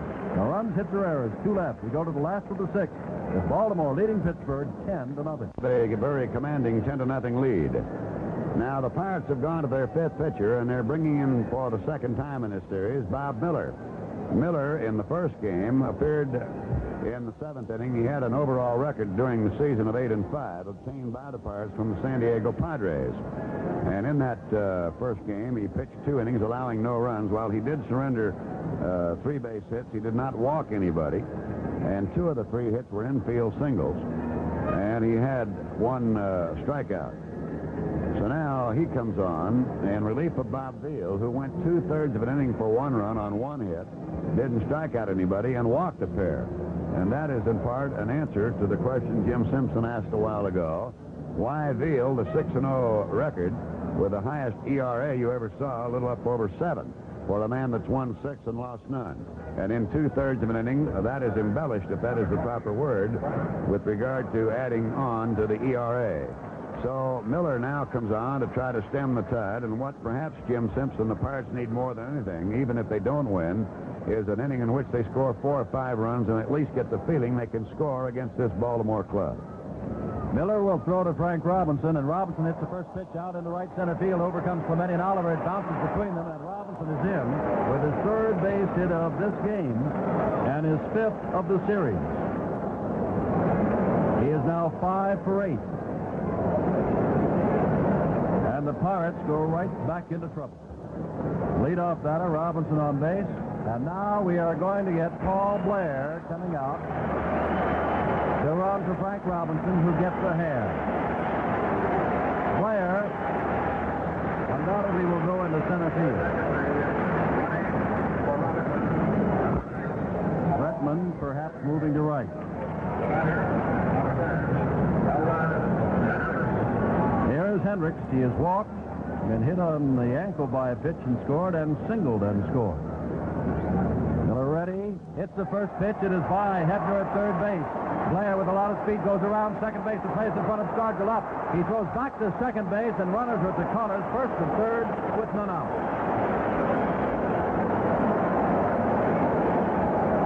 First ball hitting against Miller. 2 pitches, 2 singles. The Orioles have sent 8 men to bat in the 4th and 10 in the 5th, have the first 2 on here in the 6th. And here is Brooks Robinson, who has 2 singles, a walk, and 2 runs scored. And a run batted in.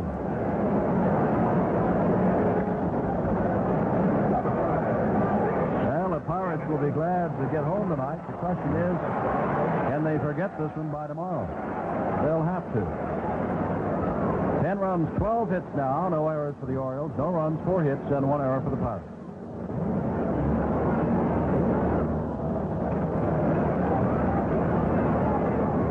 Bob Miller following Beal, who followed Moose, who followed Kison, who followed the starter, Bob Johnson. Miller throws. Ball 1 outside. Looked like a slider that didn't catch the corner. Frank Robinson singled on the first pitch to center field. Ellie Hendricks pushed 1 to the left on the first pitch. And here is Brooks Robinson taking a strike. 1 ball, 1 strike.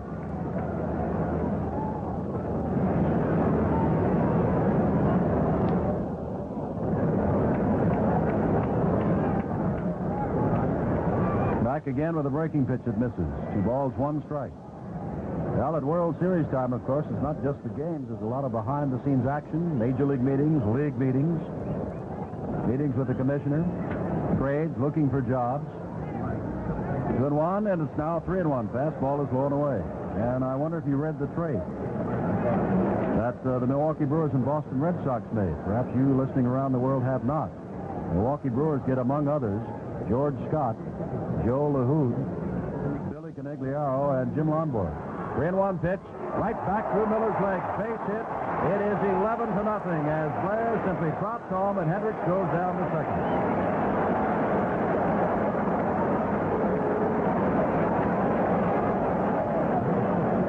Three batters and 3 straight base hits given up by Bob Miller. To complete that trade I was talking about, the Brewers sent, among others, Tommy Harper and pitcher Marty Patton and pitcher Lou Krause to the Red Sox. Undoubtedly, there will be more trades before this series is over. That's a supposition. Strike 1 to Dave Johnson. Was lined into a double play and singled twice. Driven in a couple of runs and scored a couple.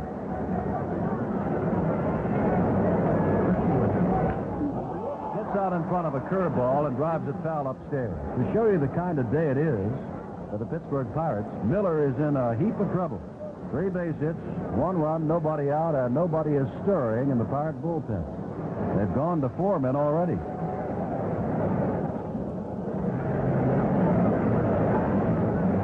Two strikes to count to Johnson.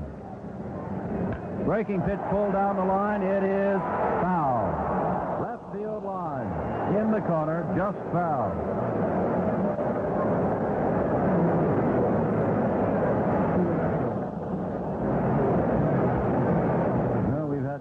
Quadruplets here today.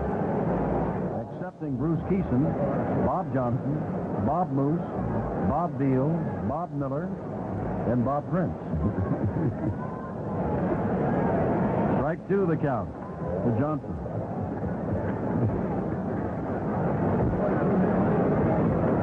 $11-0. Miller ready, pitching from the stretch, high with the pitch. It's 1 ball, 2 strikes.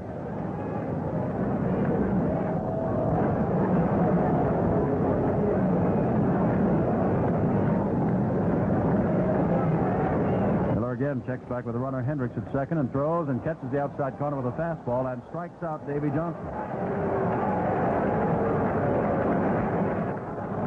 Very the kind of day it has been. That is the second strikeout by the Pirates staff. Johnson very nearly came up with base hits, pulling the ball down the line twice, but then is called out on strike. Belanger has lined out and walked twice and scored a run. 1 out now. Miller ready, throwing, bouncing ball up the middle. Cash is there near second base, steps on second, fires on to first, not in time, as Hendricks moves on to third base.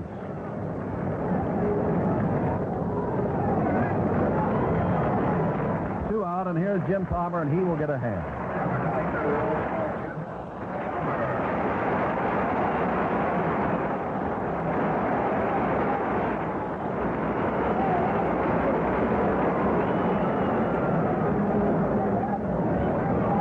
Fly to right and twice walked with the bases loaded, a drive and a run. Bouncing ball, backhanded by Bob Robertson, runs over, steps on the bag, and Miller and the Pirates are out of it. But another run scores on 3 base hits. There were no errors and 2 men left. They've now gone 6 full innings in the second game of the World Series, and Baltimore leads the Pirates 11-0. Blair has now gone to center field, and remaining in the ball game will bat in the lineup position of Frank Robinson in the number 4 spot. Merv Redmond remains in the number 2 spot, but will be now in right field. There have been 36 batters go to the plate for the Baltimore Orioles. Everybody has scored but Buford and Palmer. Everybody's hit but Buford, Belanger, and Palmer's driven in 2 runs, Jim. Rich Hebner, Bob, leads off the Pittsburgh 7th and takes ball 1 outside. Palmer working very fast now with that 11-0 lead. Throws, and Hebner fouls it back into the seats behind home plate. 1 ball, 1 strike. The Pirates have now, in this 1971 World Series, have gone 15 innings with 2 extra base hits and not a single earned run. Hebner ready. Line inside. 2 balls, 1 strike. From Palmer to Rich Hebner. Hebner did not play yesterday. Walked in the first inning today, grounded out, and struck out. Palmer working very fast. Ball pulled foul down by Boog Powell at first base. And it eludes the right field umpire there, Nestor Shalak, who now chases it down. 2 balls, 2 strikes to Hebner. Now tomorrow it'll be Mike Cuellar for Baltimore. Steve Blass for Pittsburgh. Low with the pitch. 3 balls, 2 strikes. Blass in the league championship opener pitched 5 innings, struck out 9, but lost the ball game, and he was rescued by Kison, fouled at the plate by Hebner, and went off his ankle. He's hopping around.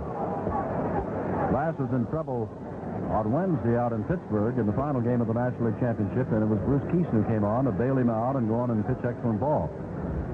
3 balls, 2 strikes to Hebner. And then it will definitely be Pat Dobson for Baltimore. There's ball 4 to Hebner. Palmer has walked his 7th man. That'll bring up Clemente, who has done everything. He had a double and a single, 2 for 4 on Saturday. He is 2 for 3 today, a single and a double, and lined a ball off the wall that Robinson happened to be there to glove in the 5th inning. Clemente, quite a hitting start. 11-0. Pat Dobson is going to have quite a debut as a Major League World Series pitcher, in that he will pitch in the first night game in World Series history, Wednesday night. I'm wondering, Bob, do they go back to Doc Ellis? Palmer throws, slow, breaking pitch, strike.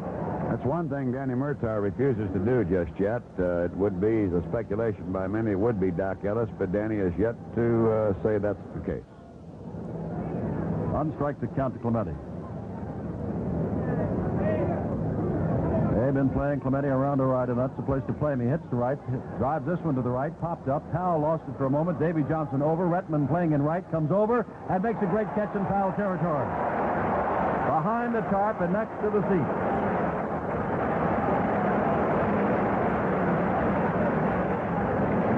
And again, we start talking about Baltimore defense. Willie Stargell, who is 0 for 18, but has walked 3 times, is up.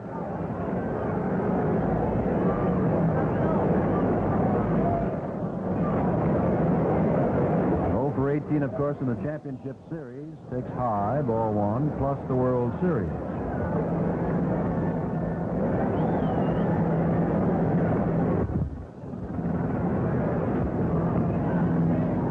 Ball 2. Palmer has now walked 7.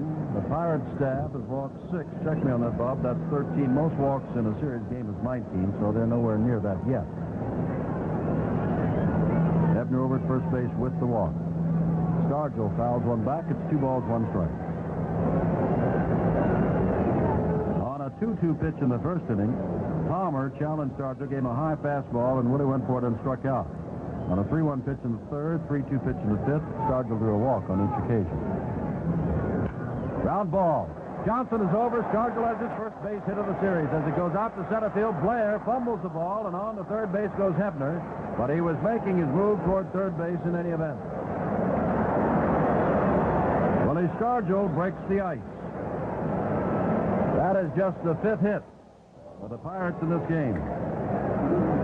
Number 16, Cuellar. And that's the first time that we have had a Pirate in this ball game as far as third base. Here's Al Oliver, 0 for 3. Palmer struck out everybody on a fastball, and this one is foul down the left field line.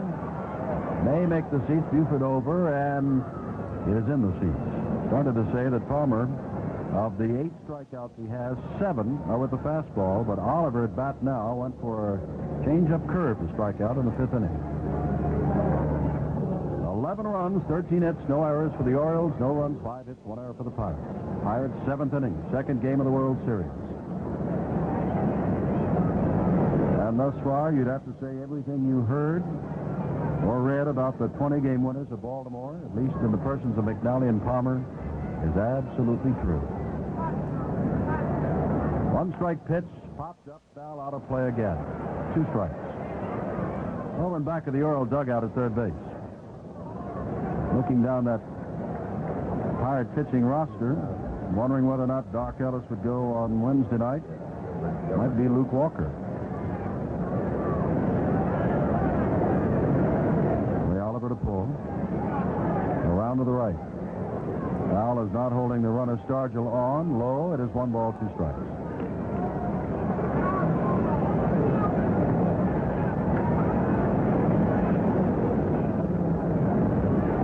Baltimore, and we'll check on it, now has a man throwing. Curve, change, strike 3. 9 strikeouts for Jim Palmer. Second time Oliver has struck out. And Big Dick Hall is up and throwing in the Baltimore bullpen. One of those veteran pitchers, well in his 40s.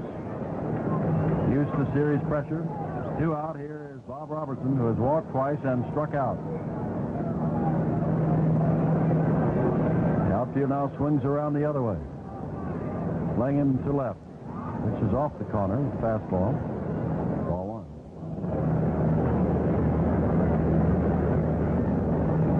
1. Hall, graduate of Swarthmore in Pennsylvania, actually started his career with the Pirates. Now he's with the Orioles.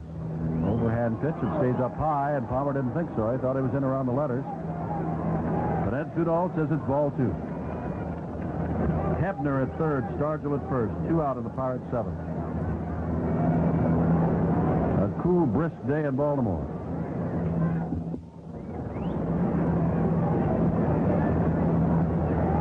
Fastball. Right down the middle, 2 balls, 1 strike. Pirates thus far in the World Series, second game not yet over, have managed 8 hits. 2 of which have been for extra bases. Now they're swinging a fastball. It's 2-2.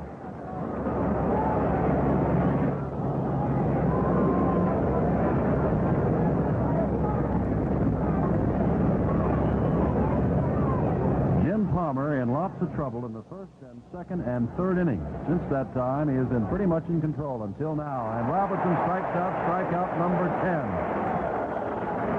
No runs, 1 hit, no errors, and the Pirates have been stranded at first and third. We go to the last of the 7th. The Orioles holding a commanding 11-0 lead over the Pirates. Chartered by the retail clerk. Bob Prince, and this is Jim Simpson. As we now start the 7th inning, Buford leads it off by chopping a base ground ball down to Robertson at first base, who steps on the bag, and that's a quick 1 out in the 7th. Merv Retman, slide deep to left, check swing ground ball in the 3rd, and a single twice and scored a run. Now playing in right field, 11-0 the score. We're in the last of the 7th. Bob Miller, who followed Beal, Moose, Kison, and the starter Johnson, working to Retman. Throws a fastball that misses outside. It's ball 1.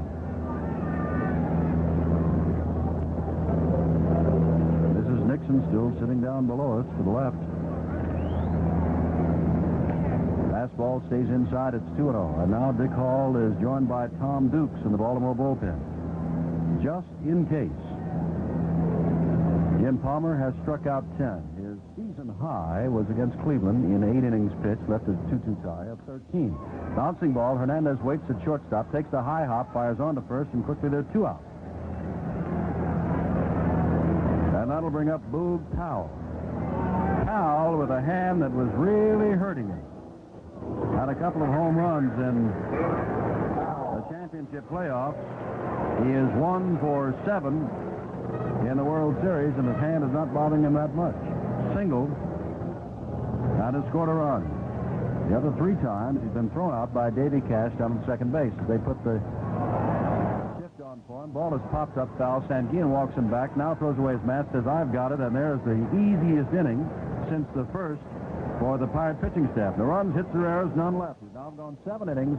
Baltimore leading Pittsburgh 11-0.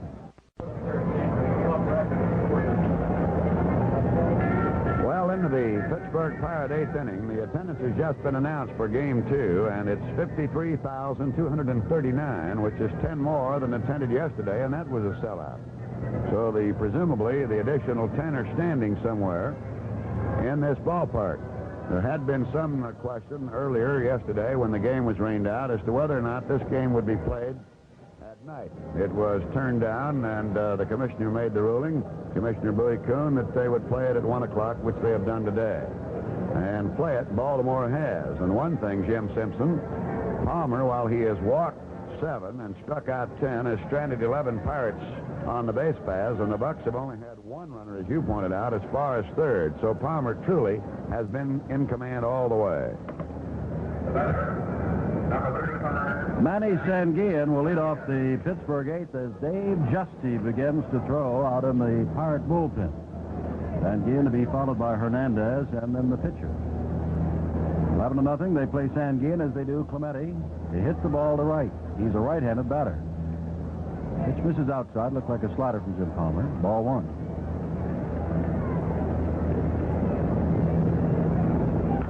Fastball. Brooks Robinson comes over, makes a diving stab with the ball, throws on to first. Got it!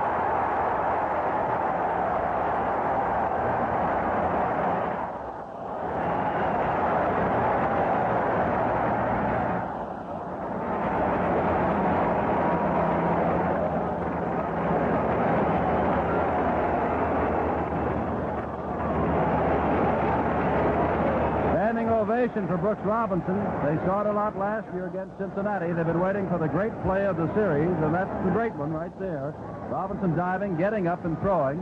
Hernandez steps in, takes low from Jim Palmer. And again, as Redmond made the fine catch on Roberto Clemente in the 7th inning with a man on base, the leadoff man here in the 8th inning, despite the fact it's 11-0, there's a swinging strike to Hernandez, is gobbled up by that Baltimore defense. This time, Brooks Robinson.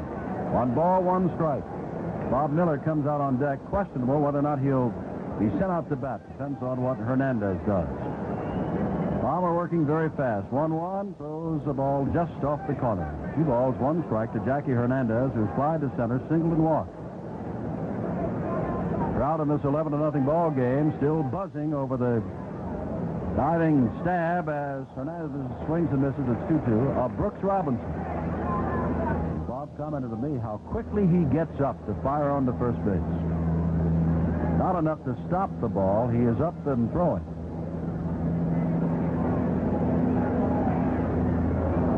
Change hits in front of the plate and bounces away from catcher Hendricks. Hall has taken a seat in the Baltimore bullpen. It is Tom Dukes now throwing. 3 balls, 2 strikes to Hernandez. Palmer working very quick with that big lead, throws and walks Hernandez. His 8th walk.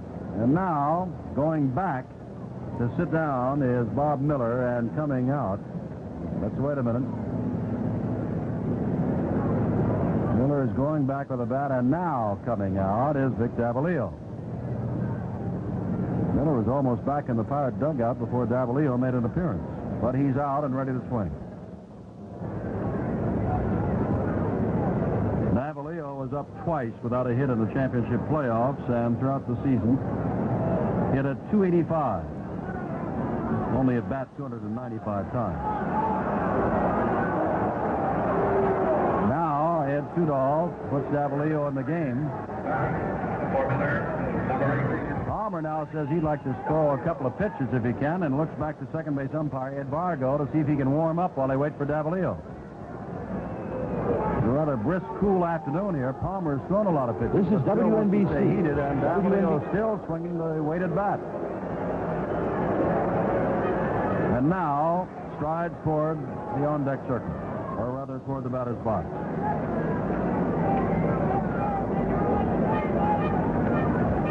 Davalillo stepping in left-handed against the right-handed Palmer. Paul Blair walks up a few steps back toward center field. Now he moves over into left center field. Figuring against the fastball of Palmer, Davalillo is not going to pull the pitch, and there's a strike. Despite the fact it is 11-0, we begin to appreciate Brooks Robinson more and more to realize that there would be 2 on with none out had he not made the great play. There's a strike, 1-1. Had not Brooks made that great play. As it is, 1 out, 1 on.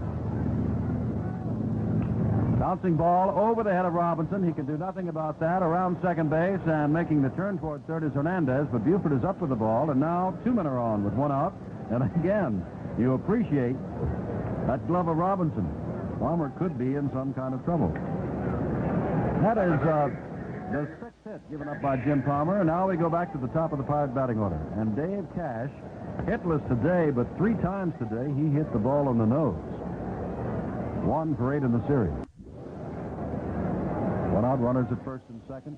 Fastball popped up, short center field. Blair moves over to his right and has it for the second out. And that'll bring up Rich Hebner, who has 2 walks, has bookends to a ground out and a swinging third strike. Pirates 8th inning, 11 runs for the Orioles, none for the Pirates.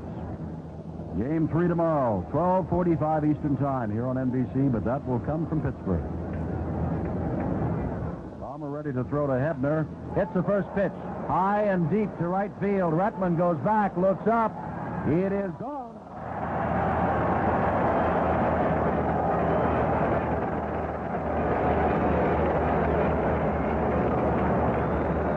And the Pirates get on the scoreboard with their first earned runs of the series.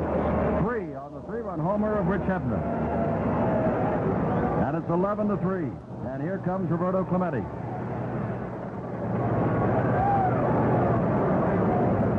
There have been 14 runs and 20 hits in this ball game. And if you think that's a scramble, wait till you see the Pirate and Oriole ball clubs, league officials, and reporters and fans all get out of Baltimore tonight heading for Pittsburgh. That's going to be a scramble. Clemente is single-doubled, line to right, and foul down in the corner. Retman took the long foul ball behind the top and next to the seats with a fine catch back in the 7th inning. Bases are clear. 3 runs are in on the Hebner 3-run homer. Palmer throws way high to Clemente. Ball 1. Eddie Watt has now gotten up to start the throw. Low and away from Clemente. That's an 8-run lead, but the Baltimore fans are beginning to buzz a little bit. And manager Earl Weaver has had Dukes, Hall, and now Watt up and throwing, and now Rickard has gotten up to throw. Ball is high and inside. Clemente swings, fouls it off, out of play to the right. The ball's 1 strike.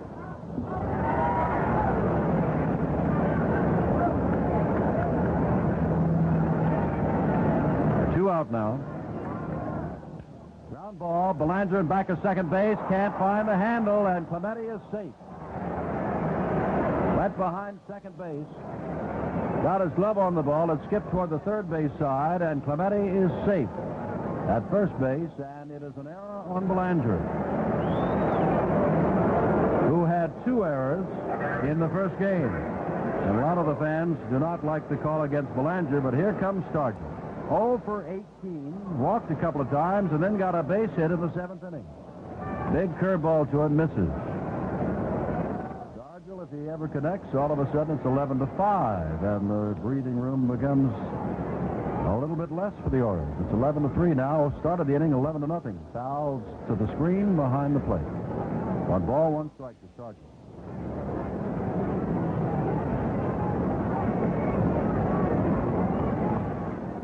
Well, the Pirates at least know now that they can hit the long ball against Baltimore pitching. Very little doubt about the long drive to right field by Hebner. Ball 2 outside to Stargell, 2-1.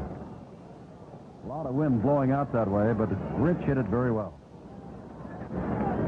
Palmer working very fast back, and there's a foul tip, and for the second time in this game, Ed Sudol has it go off his mask. Bob Prince pointed out that Bob works the National League all the time with the Pirates, and Sudol gets hit more than any other umpire behind the plate. That's the second time in this game he's taken a sharp foul ball right in the middle of the mask.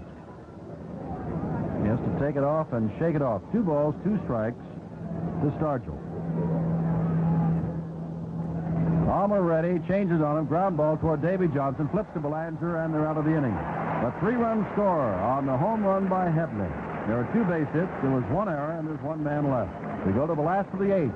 In the second game of the World Series, Baltimore 11, Pittsburgh. The 6th pitcher of the afternoon for the Pirates is Dave Justy, now coming on as Bob Miller was batted for successfully by Davalillo, picked up the base hit, as Jim Simpson described, with a bouncer over third, and Hebner hit his first home run in the series and the first for the Pirates to make it 11-3.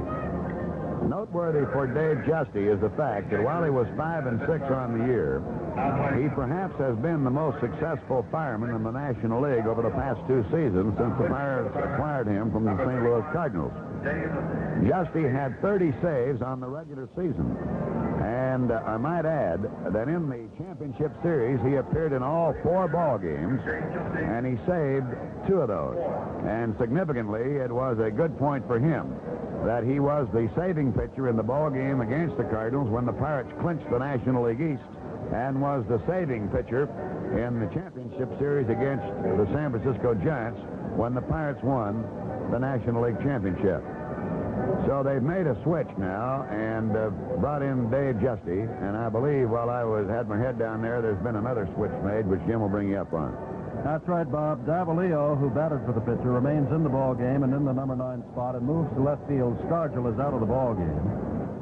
And Dave Justy will bat in the 4th spot, but I doubt that Dave will ever get the chance. Here is Blair up for the first time.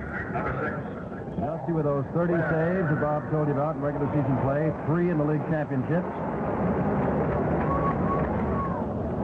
Getting a chance now to get a little work here today. An 11-3 ball game. 11-3 ball game. Blair, Hendricks, and Robinson.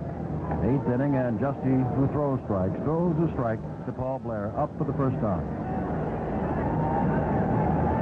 Blair led all players last year in batting average, not Brooks Robinson. Blair was about 467, as I recall. Brooks was over 400 in that 5-game series with Cincinnati. 1 ball, 1 strike now to Blair.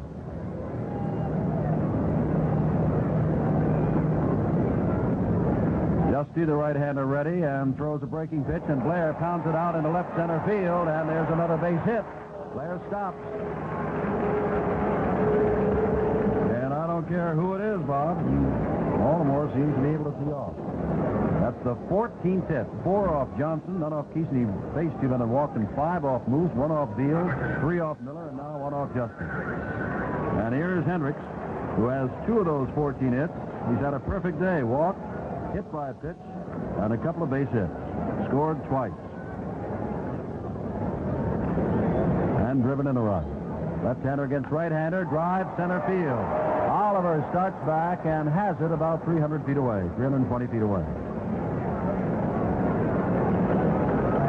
And Brooks Robinson. Number 5. Brooks Robinson, who made the fine play back in the top of this inning, also has had a perfect day. 3 singles and a walk. 3 RBIs and 2 runs scored. Justy ready. Blair at first base. All of the base hits by the Orioles keeping track or not, have been singles.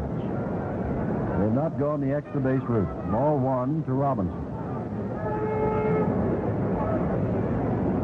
Breaking pitch inside. It's 2-0. Brooks in the first single. Walked and scored in the fourth. Single. Drove in a run and scored in the fifth. Single. Drove in run in the sixth. There's a strike inside. Ball's 1 strike to Robinson. Crowd here of 53,239. Bob said 10 more than on Saturday. Very quiet for the moment in this 11-3 ball game. Palmer trying to go the route. Justy throws. It is low. And it's 3-1 to Brooks Robinson. Dave Johnson on deck.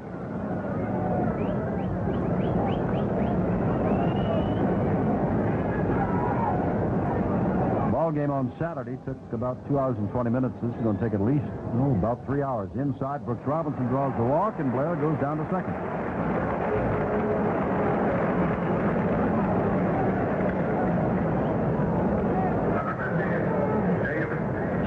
15 walks thus far in this ball game. Here is Johnson, who has none of them. Lined into a double play and a couple of base hits, then has been called out on strikes. Been thrown out of the plate and has scored and has driven in 2 runs.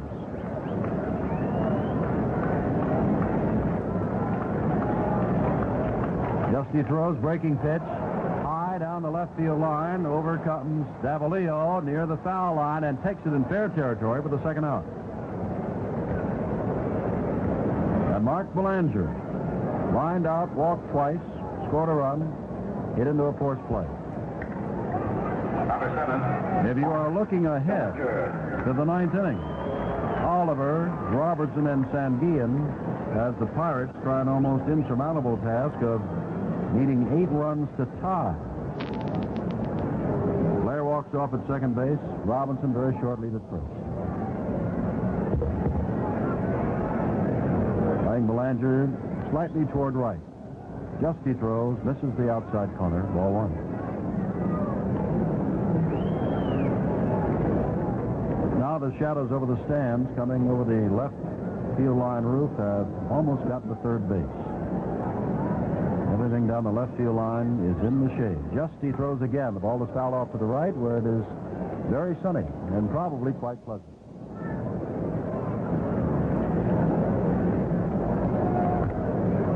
Justy known primarily for the palm ball, following up a fellow by the name of Elroy Face that made a great reputation in Pittsburgh with the fork ball. 1 ball, 1 strike. 2 on, 2 out, and there's another one. Check swing this time, off to the right, fouled, out of play. 1 ball, 2 strikes. Blair down at second base, the lead, or rather I should say the series leading hitter last year, up for the first time in this series and had a base hit.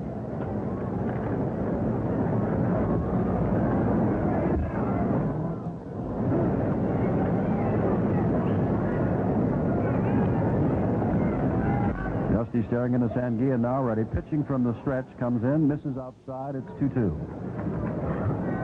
Tomorrow, Mike Cuellar uses that screwball a lot. In the league championship against Oakland, though, we counted of the 26 outs he had, 1 man was doubled off base. 20 of them outs came on the fastball. Popped up, right side foul. Bob Robertson comes over, should have it, does have it, and Justy pitches a rather strong inning, but does give up a single and walks a man. No runs, 1 hit, no errors, and 2 left. We go to the top of the 9th. And the Pirates' last chance, and this is the second World Series game with Baltimore leading them 11-3. We pause 30 with Jim Simpson, Bob Prince here at Memorial Stadium in Baltimore. Dick Hall, who picked up the sobriquet a turkey. Not from the way he throws, but the way he carries himself. He's a dart thrower. He's been in 27 games for Baltimore, won 6 and lost 6, and has absolutely uncanny control, walking only 11 batters, has an ERA this year of 5.02.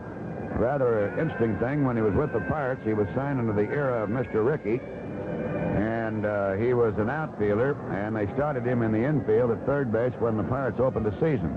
Dick Hall, however, is a very knowledgeable young man, and while pitching in Mexico, met and fell in love with a young lady by the name of Elena, So he learned to speak Spanish so there would be no language barrier, and there hasn't been. They're married and have several children. Al Oliver, Bob Robertson, and Manny Sanguillen to face Dick Hall. The Baltimore fans sent up a little murmur when they saw Hall coming on.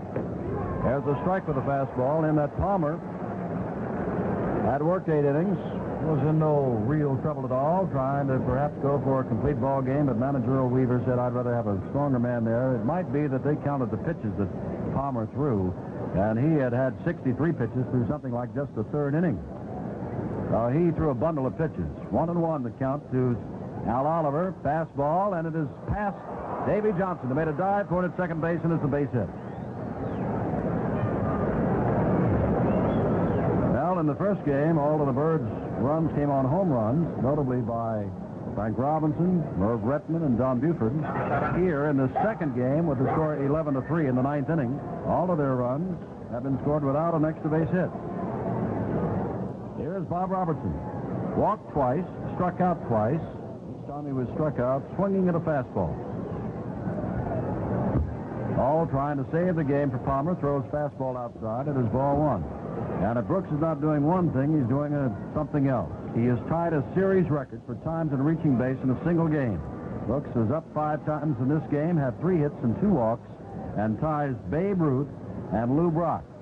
Fastball popped up center field. Back goes Johnson, right and back at second base, and has it for the first out of the 9th. Well, Brooks, who made the great play on Sanguillen in the 8th inning, has also tied a World Series record, reaching base 5 times in 5 attempts. Sanguillen 1 for 4 today, 1 for 8 in the series.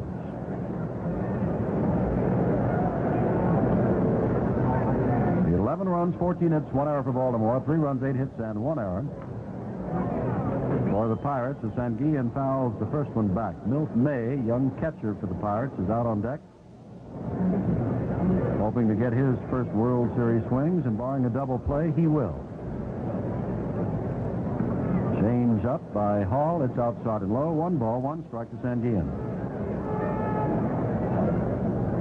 12:45 Eastern time tomorrow from Three Rivers Stadium in Pittsburgh. 3rd game of the World Series. Fastball fouled back upstairs again.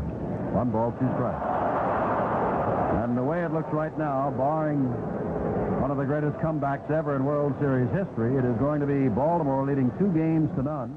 And in the best of 7 World Series history, there have only been 4 comebacks after dropping the first 2. Hall ready, throws, ground ball. Johnson charges, goes to second base, back to first base, not in time.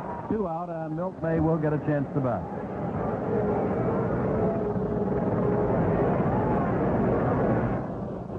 Sanguillen safe on the 4th.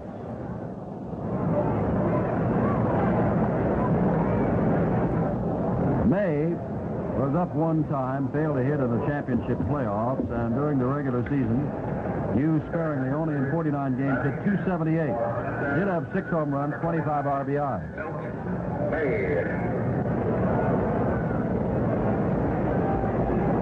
May, a youngster, only 20 years old, son of Pinky May.